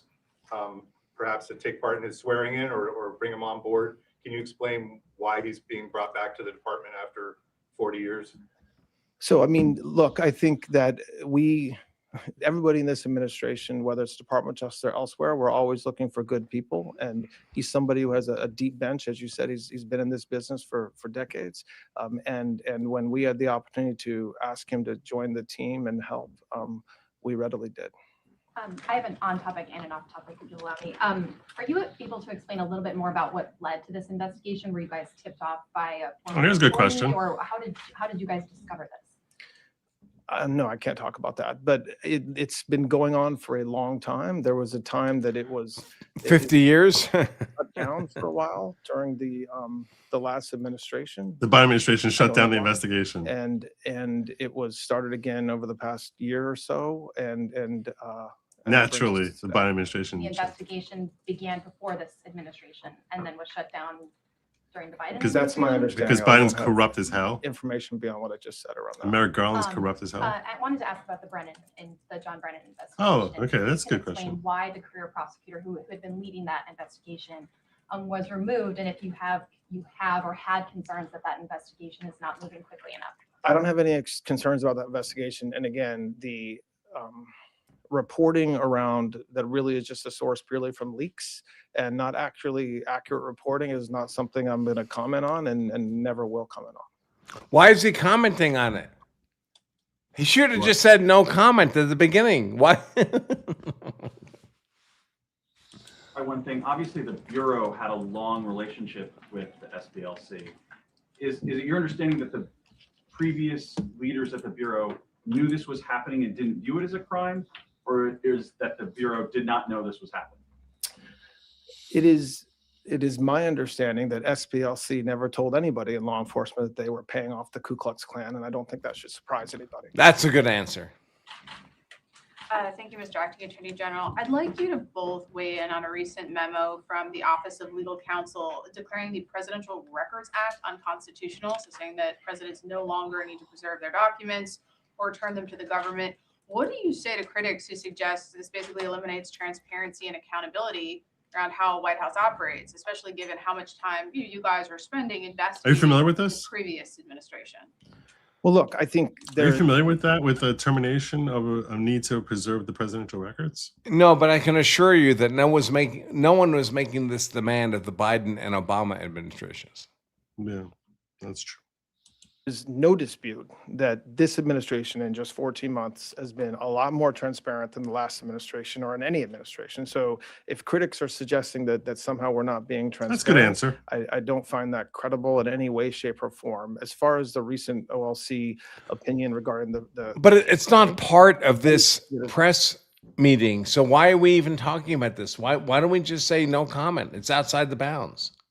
That's what would be healthiest. But if he's going to answer, he's doing okay in this answer. That's my point.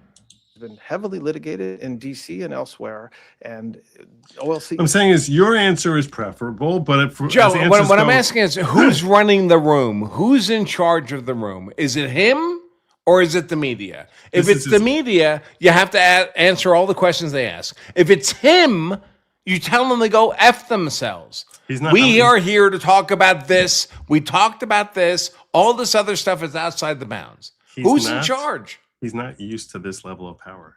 That's what we're talking about. This is you're hitting him on the fact that he's a rookie at having. Look, he was a private attorney who was tabbed to become deputy attorney general and then became attorney general. He's never been in politics. He doesn't. I don't think this is not his area of forte. I've never been in politics. I'm a nobody. I'm a small town lawyer. I know this. Right. I have a client of mine who I go back with 20 years who tells me that he's dealt with dozens of lawyers. And I basically, over the last 5 years, have shied away from all of his cases because I don't want to practice law anymore unless absolutely necessary. And he complains to me that he's there's a failure to get it. That there's understanding how the law works, and then there's just understanding how life and reality in the world works.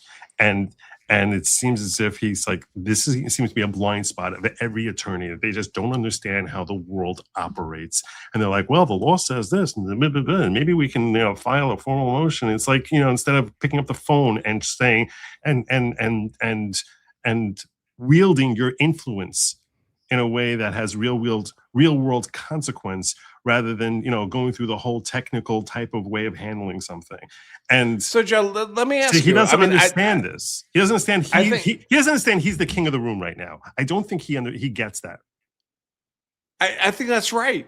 And I think I'm older than you, but we're both relative peers in kind of the legal profession. And like, I don't know. I kind of understand this need to seize control of the theater is intuitive to me. Like, we're in a debate, right? We're in an argument. We're arguing in front of other people who we don't control, who are jurors typically, and we need to influence their positions to be favorable to our client.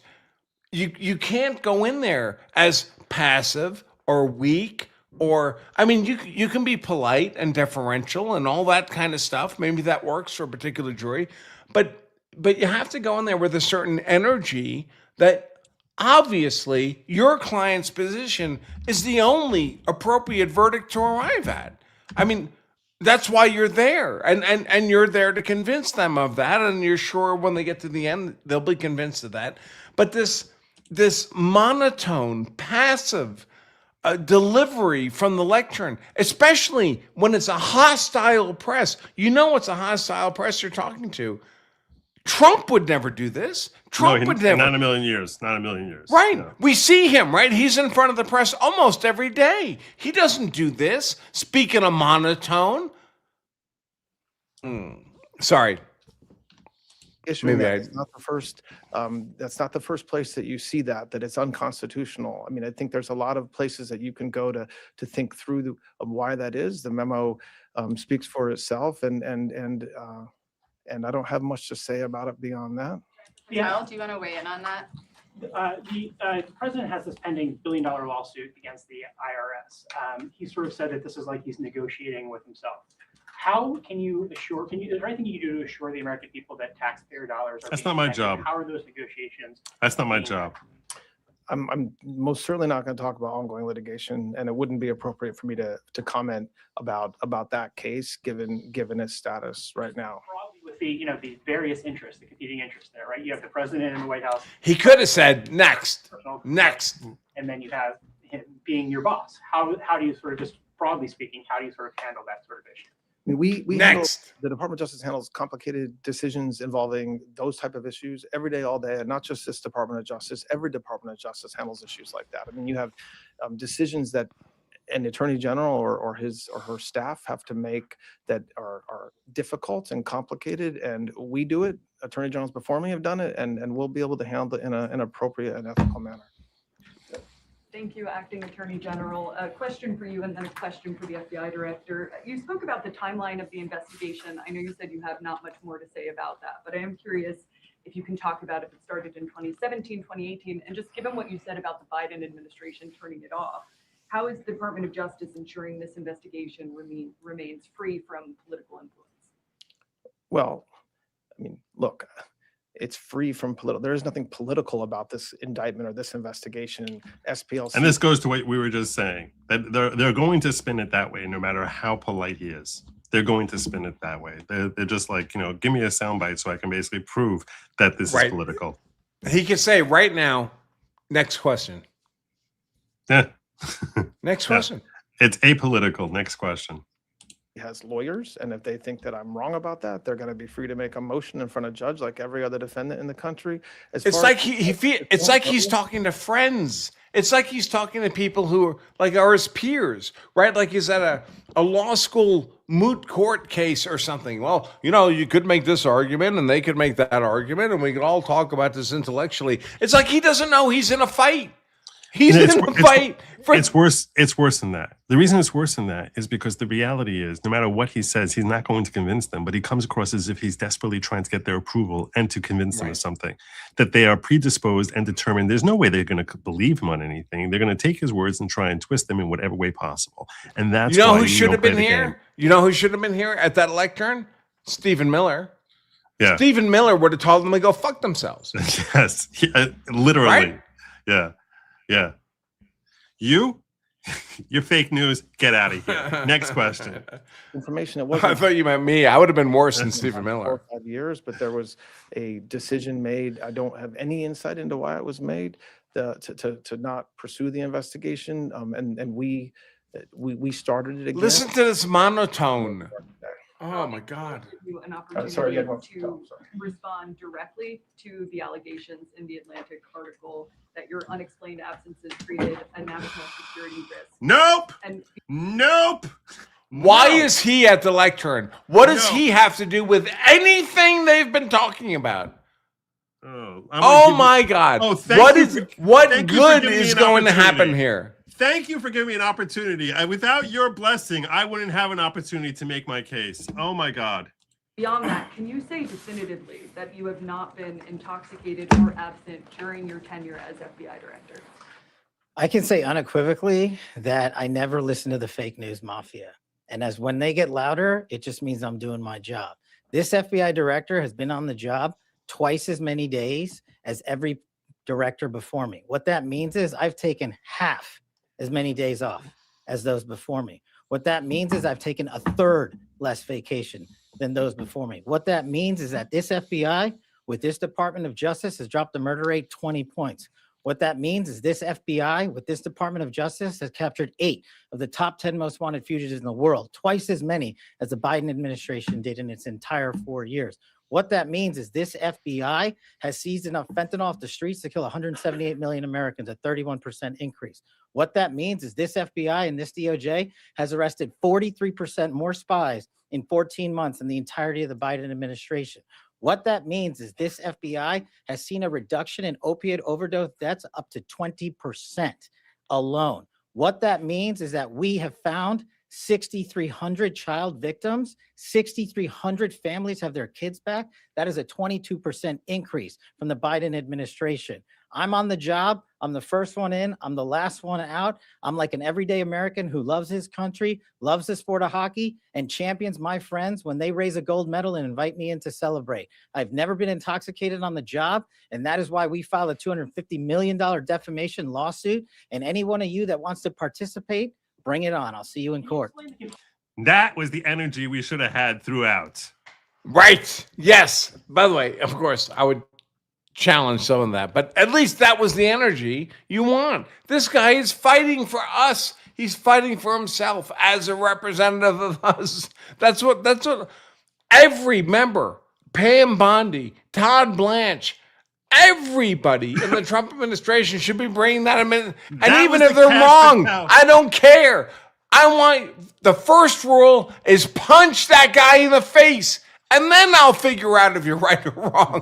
But if he's my enemy, you got to punch first. That was the Kash Patel that we thought we were getting when he got confirmed.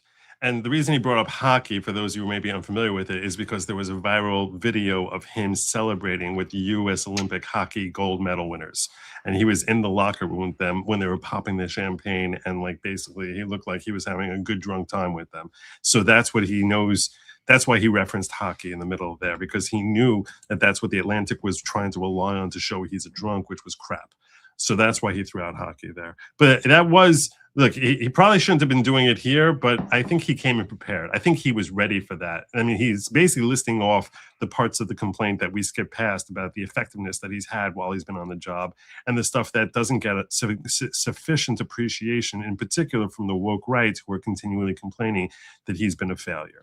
So I think I'm far less concerned about whatever, I don't know, ambiguity Kash Patel left with his heat in front of the microphone than I am about Todd Blanche being flaccid in front of the microphone for 20 fucking minutes. I mean, but we could have had him come out with that type of emotion about this action. That's what should have been. That's what should have been. Your login issue. I mean, doesn't matter. Joe, doesn't matter that the Southern Poverty Law Center was doing this? Doesn't matter? Well, was it not a cancer in our body politic? 100%. Was it not a zombie contagion that was corruptive of our entire... I mean, I feel that way about it. So I presume the Trump administration feels that way about it. So why didn't they come out and say that? It was That's also, what bothers me. it was also feeding off the narrative that Barack Obama was trying to infuse in this country, that racism is a virulent problem that needs to be extinguished in this country. And it's a continual problem which will never go away and which we have to continually fight against. And they were basically relying on the fact that Obama planted that seed and then trying to stoke it, to nurture it, to make it flourish, to make it be like, oh my God, look at the virulent racism that's going on here, in order to help perpetuate this false narrative that there's a great need for the Southern Poverty Law Center to come out there and name the evildoers, and that they're going to come to the forefront in taking that role. And that's why they were perpetuating it. And this was selfishness that was destroying America and helped to sever, helped to keep us divided amongst each other and hating the other side, because we think the other side is racist or the other side is falsely labeling us racist, but by perpetuating this false racism. And that's what they were doing. And that narrative, if this came out here, they could have sold this so hard here and basically start trying to awaken America to this problem. But no. Okay, I gotta go. Sorry, I just realized it's 11:30 my time, and I thank you so much for joining me, brother. Hey, it I'll was text awesome. you. If you want I'll to do a te- regular thing, let me know. We can set it up. You got it, Everyone brother. who is here, subscribe, thumbs up to Joe's channel, all that stuff. And I'll see you all again soon. Hey, Joe, thanks for having me on. I really appreciate it. Whenever you want, brother. And we'll be in touch about setting something regular, okay? All right. Talk Later, sounds brother. good. Thank you. Bye-bye. All right. And then there was me. He stayed with me for 3 hours here. It's very nice. You were not able to log into your lawsuit contends that you were not able to log into the system. What did you think after you were unable to log into the system? This is where things start going a little off the rails for him. Let's have a survey. How many of you people believe that's true? Hang on. Did you communicate? You with asked the anyone? question. Let me answer it. No, let me. No. Did you communicate with anyone that you Shut thought up. you were fired after you were unable to log into The problem with you and your report, don't cut me off. You asked the question. The Stop. problem with you and your baseless reporting is that is an absolute lie. It was never said. It never happened. And I will serve in this administration as long as the president and the attorney general want me to do so. And every time you guys report false lies, every time you guys raise baseless questions, when we are here to talk about the Southern Poverty Law Center's $3 million decade-long scheme to fraudulently fleece Americans, you are off topic. Simple, straightforward question. Did you talk to anybody about whether you thought The you were simple answer to your question is you are lying. And every time you do so, I've answered your question. It's simply as follows. I was never locked out of my systems. Anybody who says it, anyone that says the opposite is lying. Thank you. Man, stop. This guy's a schmuck. The lawsuit says that that's what they claimed. You're being extraordinarily rude. And I know maybe that's part of your profession, but please just stop. If you ask a question. Even now, the way he's saying it, and Todd then- Blanche, it's weak. Wait, now you're interrupting me. Like just a little bit of respect, man. Just a tiny little bit. Try it sometime. Go ahead. Earlier today, Senate Majority Leader John Thune once again was pleading for an end to the Justice Department's investigation into Federal Reserve Chair Jerome Powell. How do you respond to a direct request like this from someone in your own party? I haven't received the request, formally yet. And listen, this is an ongoing investigation, and that's something that we can't talk about aside from saying yes, it's an ongoing investigation, and the senator knows that, and other senators know that as well, and we'll get through it. But it is an ongoing investigation, and we can't really talk about it, especially not in public. But we'll try to address any senator, not just a senator from the Republican party's Yeah, concerns which about is that. weak. Director Patel, you said in an interview over this weekend regarding the election into whether the 2020 presidential election was stolen, you said that there were going to be arrests coming, and I promise you it's coming soon. Hoping you could just elaborate a little bit on what that meant. Nope. No. Sure. We have many ongoing investigations into large-scale conspiracies. And like we did today, we'll be announcing those arrests when the grand jury returns those indictments. All right, just one more question, sir. So that was pretty much a on no. topic and off topic. On the Southern Poverty Law Center, my understanding was from the video that the group posted today that this program about paying the informants had ended. I wasn't clear about when that was. Do you have any information about when this program stopped paying informants? And then if there's a statute of limitations issue there, I just wasn't sure how far back we're talking. And then I have another on topic. So look, all I can tell you is the indictment alleges a very long period of time that includes up to 2023. So that's I can't speak beyond, when it, if And most statute of limitations are 5 years anything has been happening since then, just what the grand jury found. in federal charges. And then I also wanted to ask a follow-up on Joe DeGeneva. Looking back at, he's been very vocal over the years about his thoughts about the. And you say I know who he is. I should Google him while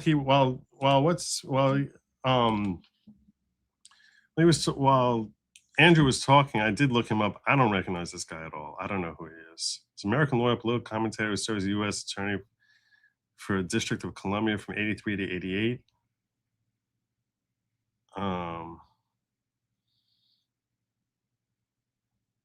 He led the prosecution of Jonathan Pollard, who pleaded guilty in 97. I don't know who he is. I don't know anything about him. I don't know.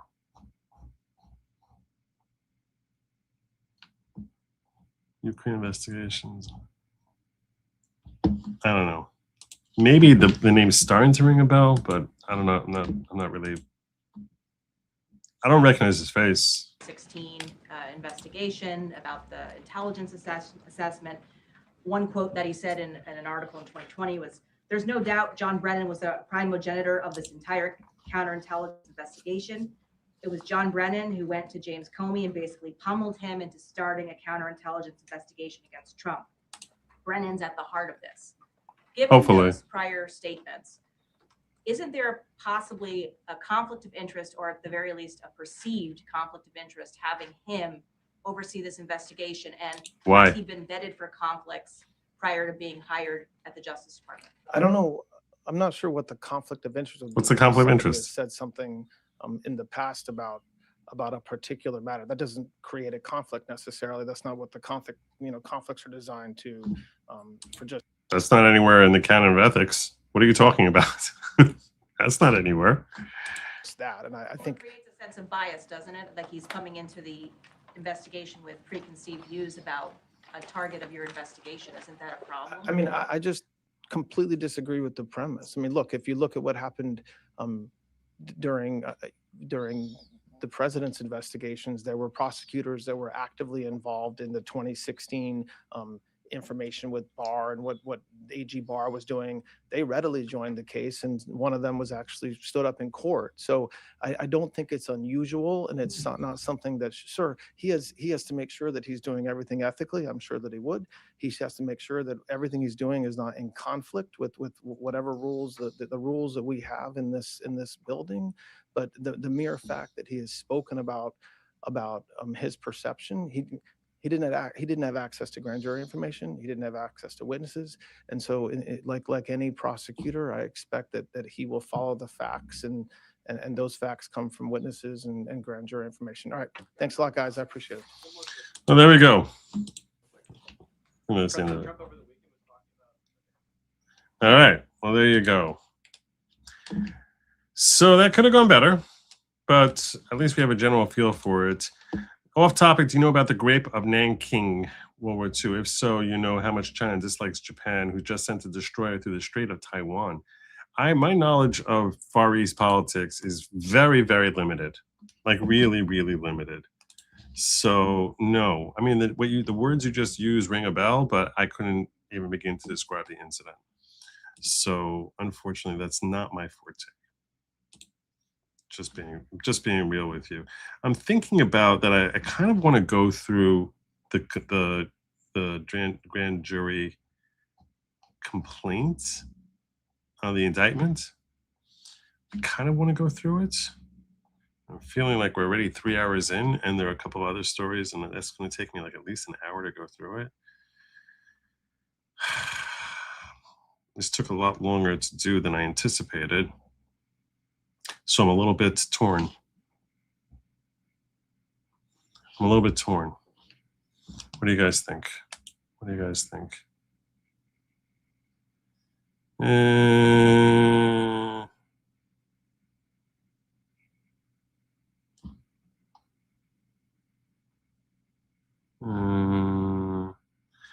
fuck up, trooper.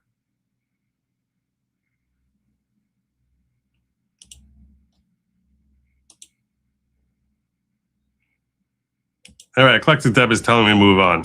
So we'll move on. I think that's what we're going to do. I said I was going to talk about Iran. I'm probably going to end up being here for like another half hour anyway. First and foremost, I said I was going to talk about Iran, and the other thing is I said I was going to talk about Congress. Let's cover the Congress thing really fast. Remember that Congresswoman Representative Sheila Shafillis McCormick, who was found guilty of 25 out of 27 ethic violations, and Representative Anna Polina Luna said was going to be thrown out. Well, and she was having a countdown of days for how many days she had left, and McCormick said, under no circumstances will she resign. Apparently, we found circumstances that she would resign. Breaking: Representative Sheila Shafillis McCormick has resigned from Congress ahead of possible expulsion. She was found guilty of violating more than 20 House ethic rules and still faces federal charges for allegedly stealing millions of dollars in FEMA money. In case you're unfamiliar with this Congresswoman, she basically, during COVID, collected $5 million that wasn't supposed to belong to her, used that money, threw it into her campaign to become a Congresswoman, and now is facing up to 50 years in jail. And she's under indictment. Trial is not supposed to be until 2027, so she's not going to jail anytime soon. But I do think she has serious concerns for her long-term future. She's probably going to drink herself to bed for a while. That's what I would expect. That she's going to become a box wine woman, because she has serious problems. Here's her resignation statement. This was not a fair process. The Ethics Committee refused my new attorney's reasonable request for time to prepare my defense. By going forward with this process while a criminal indictment is pending, the committee prevented me from defending myself. I will not stand by and pretend that this has been anything other than a witch hunt. I said, what George Santos is calling for you, because he had the exact same thing when he got thrown out. I simply cannot stand by and allow my due process rights to be trampled on and my good name to be tarnished. Honey, you took $5 million. Everyone knows it. You know it. She says it was a clerical error. It's a clerical error that you didn't correct. No one accidentally takes $5 million. It's not like she had money. She was like broke, and she got $5 million. Would you not notice if $5 million landed in your bank account, which didn't belong there? Rather than play these political games, I choose to step away so I can devote my time to fighting for my neighbors in Florida's 20th district. I hereby resign. How are you fighting for them? From the 119th Congress, effective immediately. How are you fighting for them? I can devote my time to fighting for my neighbors in the 20th district by leaving my post. Okay. But let me say this plainly. We should be very careful about the precedent we're setting. And well, we're not setting it. This precedent was set by George Santos. So welcome to the party, honey. In this country, we do not punish people before due process is complete. We do not allow allegations alone to override the will of the people. That is a dangerous path, and one that should concern every American regardless of party. Like I said, George Santos thinks you're an idiot. To my constituents, it has been the honor of my life fighting for you in the U.S. House of Representatives. Thank you for standing with me and fighting alongside me. This fight is far from over. Well, I'll send you a postcard in prison, honey. I do think that Ruben Gallego might be the next domino to fall, hopefully.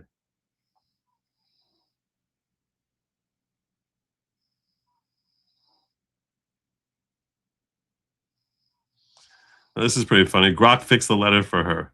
This was not a fair process. I mean, honestly, I wish I didn't get caught. The Ethics Committee refused to let me delete the evidence and pretend it was a deep fake. By going forward with this investigation with my totally legal activities were being exposed, then preventing me from covering my tracks. I will not stand by and pretend that this has been anything other than a very expensive lesson in not using my personal email for shady stuff. I simply cannot stand by and allow my perfectly good yacht fund to be tarnished. Rather than play these political games, I choose to step away to a nice non-extradition country so I can devote my time into fighting for my tan in Florida's 20th district. I hereby resign from the 119th Congress effective immediately or as soon as my private jet is fueled up.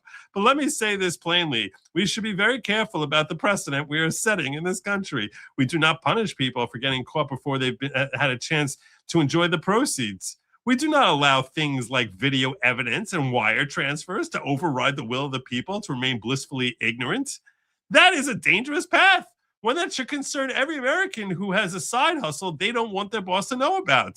To my constituents, it's been the honor of my life fighting for you and the U.S. House of Representatives. Thank you for standing with me and fighting alongside me, at least not paying attention to the news. If anyone finds a briefcase with unmarked bills in the cloakroom, it's definitely not mine. This fight is far from over. I've just moved it to the beach in the Maldives. Sincerely, that's great. That is great. That's a good job by Grok. So goodbye, Sheila Phyllis McCormick. And yeah, I'll send you a postcard in Sing Sing.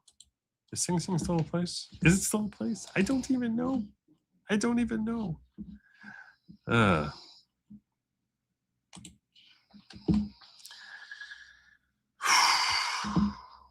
do want to update you about Iran also, because this was interesting news.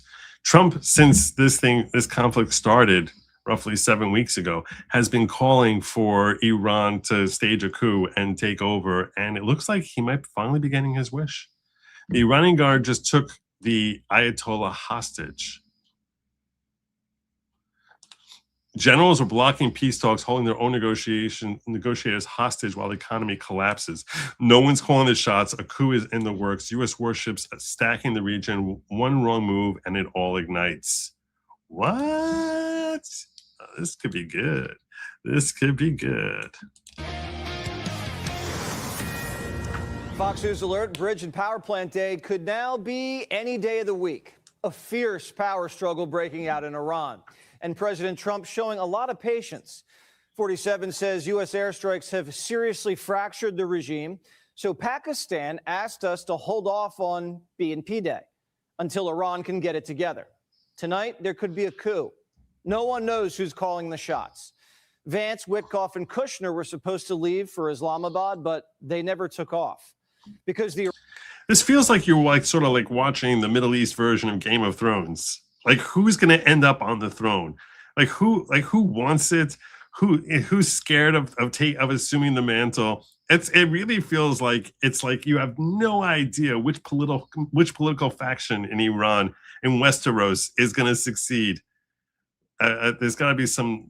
If this is crazy, it's crazy. Oh my God. Here comes Emilia Clarke on her dragon. Don't trust Cersei. Don't trust Cersei. Are you stupid? The Iron Fleet is coming on in. Iranian delegation never took off, which is suspicious because this morning Trump said the gay Ayatollah authorized the deal. Oh, here, secret, by the way, it never comes. Literally, this is like the first episode. Winter is coming, and it never comes. You want to know why? Because when winter comes, everything shuts down and gets boring. So no, winter was never going to come. They just got the okay to go forward, which I knew they were going to do anyway.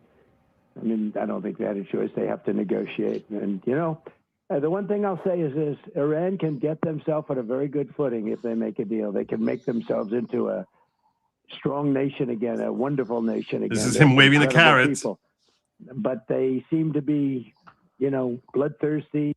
So the gay Ayatollah told his ministers wheels up, but the gay Ayatollah. The gay Ayatollah. Whereas yesterday in the meme I had, this is your new I told you, Khomeini. The military said, not so fast. We're basically looking at another Iranian hostage crisis. This time, they've taken themselves hostage, and therefore the negotiations. The IRGC won't agree to sign over the Strait and the uranium, and they're the only votes that matter because they're the ones with the guns. The generals are demanding Trump lift the blockade as a precondition for more peace talks. No. They want to play an economic game of chicken. No. Iran sees this. No, don't lift the block. No, don't do that. Don't do that. Don't you realize they could all be in cahoots with each other? It's like, hey, let's have this thing where we pretend that we're taking the gay Ayatollah into custody, and he'll be hanging out playing chess with us and doing all sorts of. we'll get him a couple of male hookers and keep him busy and pretend that we're holding him hostage. No, this is like a teenage girl who basically tells her boyfriend to like kidnap her and demand money. That's the exact price of the new Mercedes she wants to get. Just no. As a game of endurance. They believe that time is on their side and that ultimately the domestic pressure when it comes to energy markets and the stock market will force President Trump to make a deal that's in their favor. That is not the truth. That is not the reality. The president and his counterparts in Israel have the ability to continue this operation for months if they need to. It's the Iranians up against the clock. The blockade's already cost them over $1 billion. Checks are bouncing, and their economy's in a death spiral and facing a Great Depression. Scott Bessent says, quote, in a matter of days, Kharg Island storage will be full, and the fragile Iranian oil wells will be shut in. I really, this is a little bit, I love how people are saying this, and okay, I wish we knew what day that was, because it almost feels as if like, because I'm just going to be frank with you.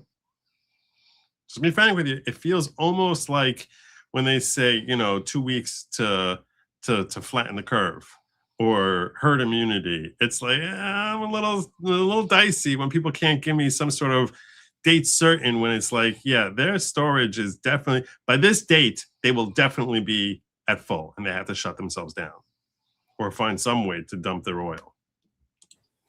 The blockades turned around 28 ships sailing to or from Iranian ports, most of them oil tankers.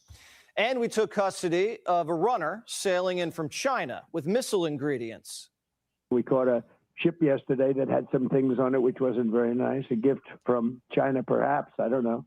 But I was a little surprised, but because I have a very good relationship, and I thought I had an understanding with President Xi, but that's all right. That's the way. So can you give me a date certain? Can you tell me that by May 1st, they're definitely overflowing?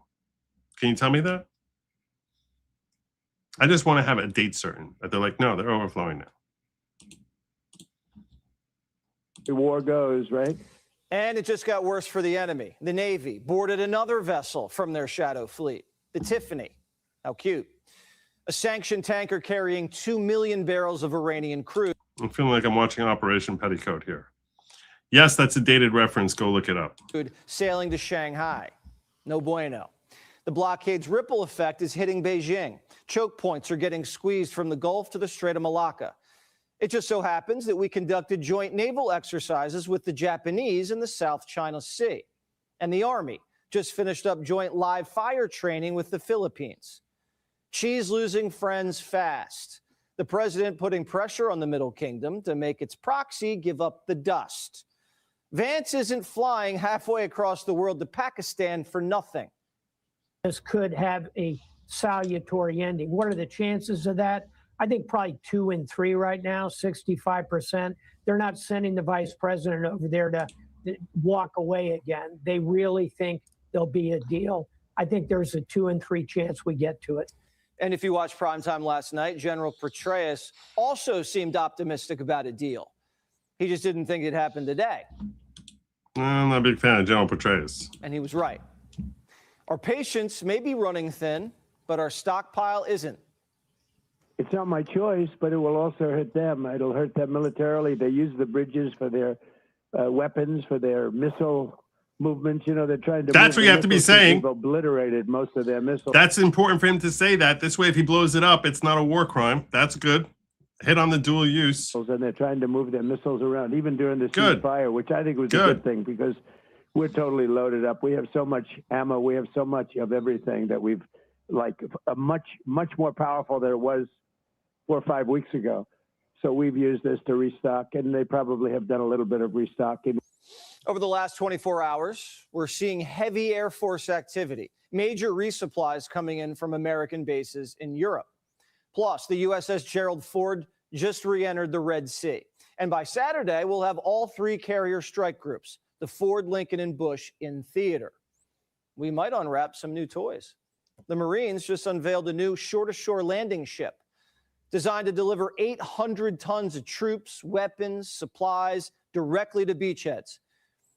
Getting its last coat of paint is the lead ship, the USS McClung. Yeah, I'm not really excited about this whole thing about us going to war. Named after a Marine major who was killed in combat in Iraq, the first female graduate of the U.S. Naval Academy to be killed in action. Our anti-sub aircraft, the P-8 Poseidon. I like the idea of trying to scare the bejesus out of Iran with a war, but I don't really want to see us actually.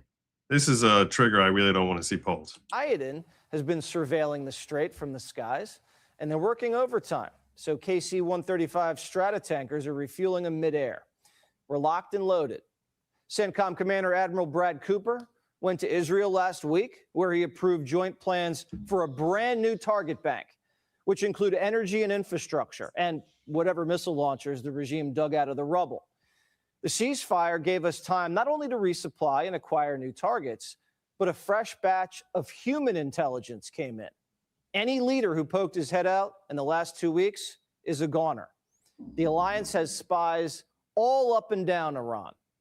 So the next round of airstrikes will be devastating. So, I mean, this sounds as if he's trying to gear us up for, like, you know, a bludgeoning if, in fact, the peace talks don't happen. That's what it feels as if Fox is doing here through Jesse Waters. If it happens. Hard to know exactly what's happening inside the ranks, but There's no word bludgeoning, right? It's bludgeoning. Yeah, that's the word I was looking for. sources tell Primetime the military sidelined the mullahs and are keeping the gay Ayatollah alive as a figurehead while they assert control over negotiations. They basically have a gun to the head of the negotiators, and now everyone's afraid of getting killed, not just by the Americans, but by the Iranian military. It appears that there's already been somewhat of a soft military coup, and as the blockade keeps breaking the country's bank, there could be a coup within the military. The generals are having to decide the best way to hold on to power. Is it in a post-deal Iran, or is it in a state of constant warfare? No idea. This would be like if the enemy took out Trump, Vance, and the entire cabinet in 40 seconds, knocked out our entire military, plus all of our defense contractors, and had North America surrounded with carriers. And then Speaker Mike Johnson was supposed to fly overseas for peace talks, and a bunch of two-star generals pulled out a gun and said, Mike, you're not going anywhere. For the first time in a long time, the president doesn't have a deadline. It's unusual for him, which tells me he's going to watch it unfold, feel it out, and a deal or an attack could happen at any minute. Yeah, like I said, it feels to me like we're trying to be geared up to go to war. That's what it feels like, and that I'm not really excited about. I really don't want to see us go to war there. I know Corn Pop is saying, hey, yeah, I was pounding the keyboard. You want to know why I was pounding the keyboard? I was pounding the keyboard because some jerk was basically this guy over here was sharing out some siren over in the thing, and I basically did this. So yeah, that was over in Rumble. I was trying to like tell him not to spam, and then I was just like, I saw my chat basically being obliterated. Anyhow, long story short, I don't want to see us actually send troops in there. I don't want to go collect their oil. Go let Israel collect it and ship it to us. I don't want to see us sending our troops in there. That's my personal take, but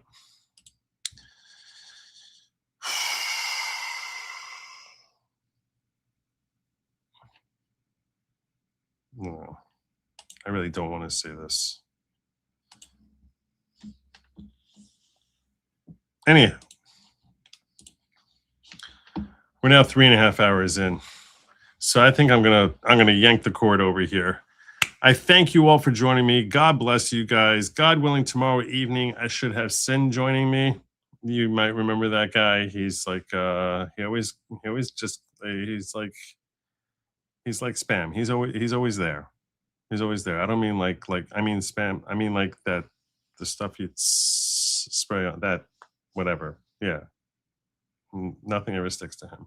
That's what I meant. No, not spam chat. Anyway, Yes, that's right, Judge Maddie. That's right, Judge Maddie. The plane is coming down fast. So I'm just going to remind you all that lab meat was never meant for you.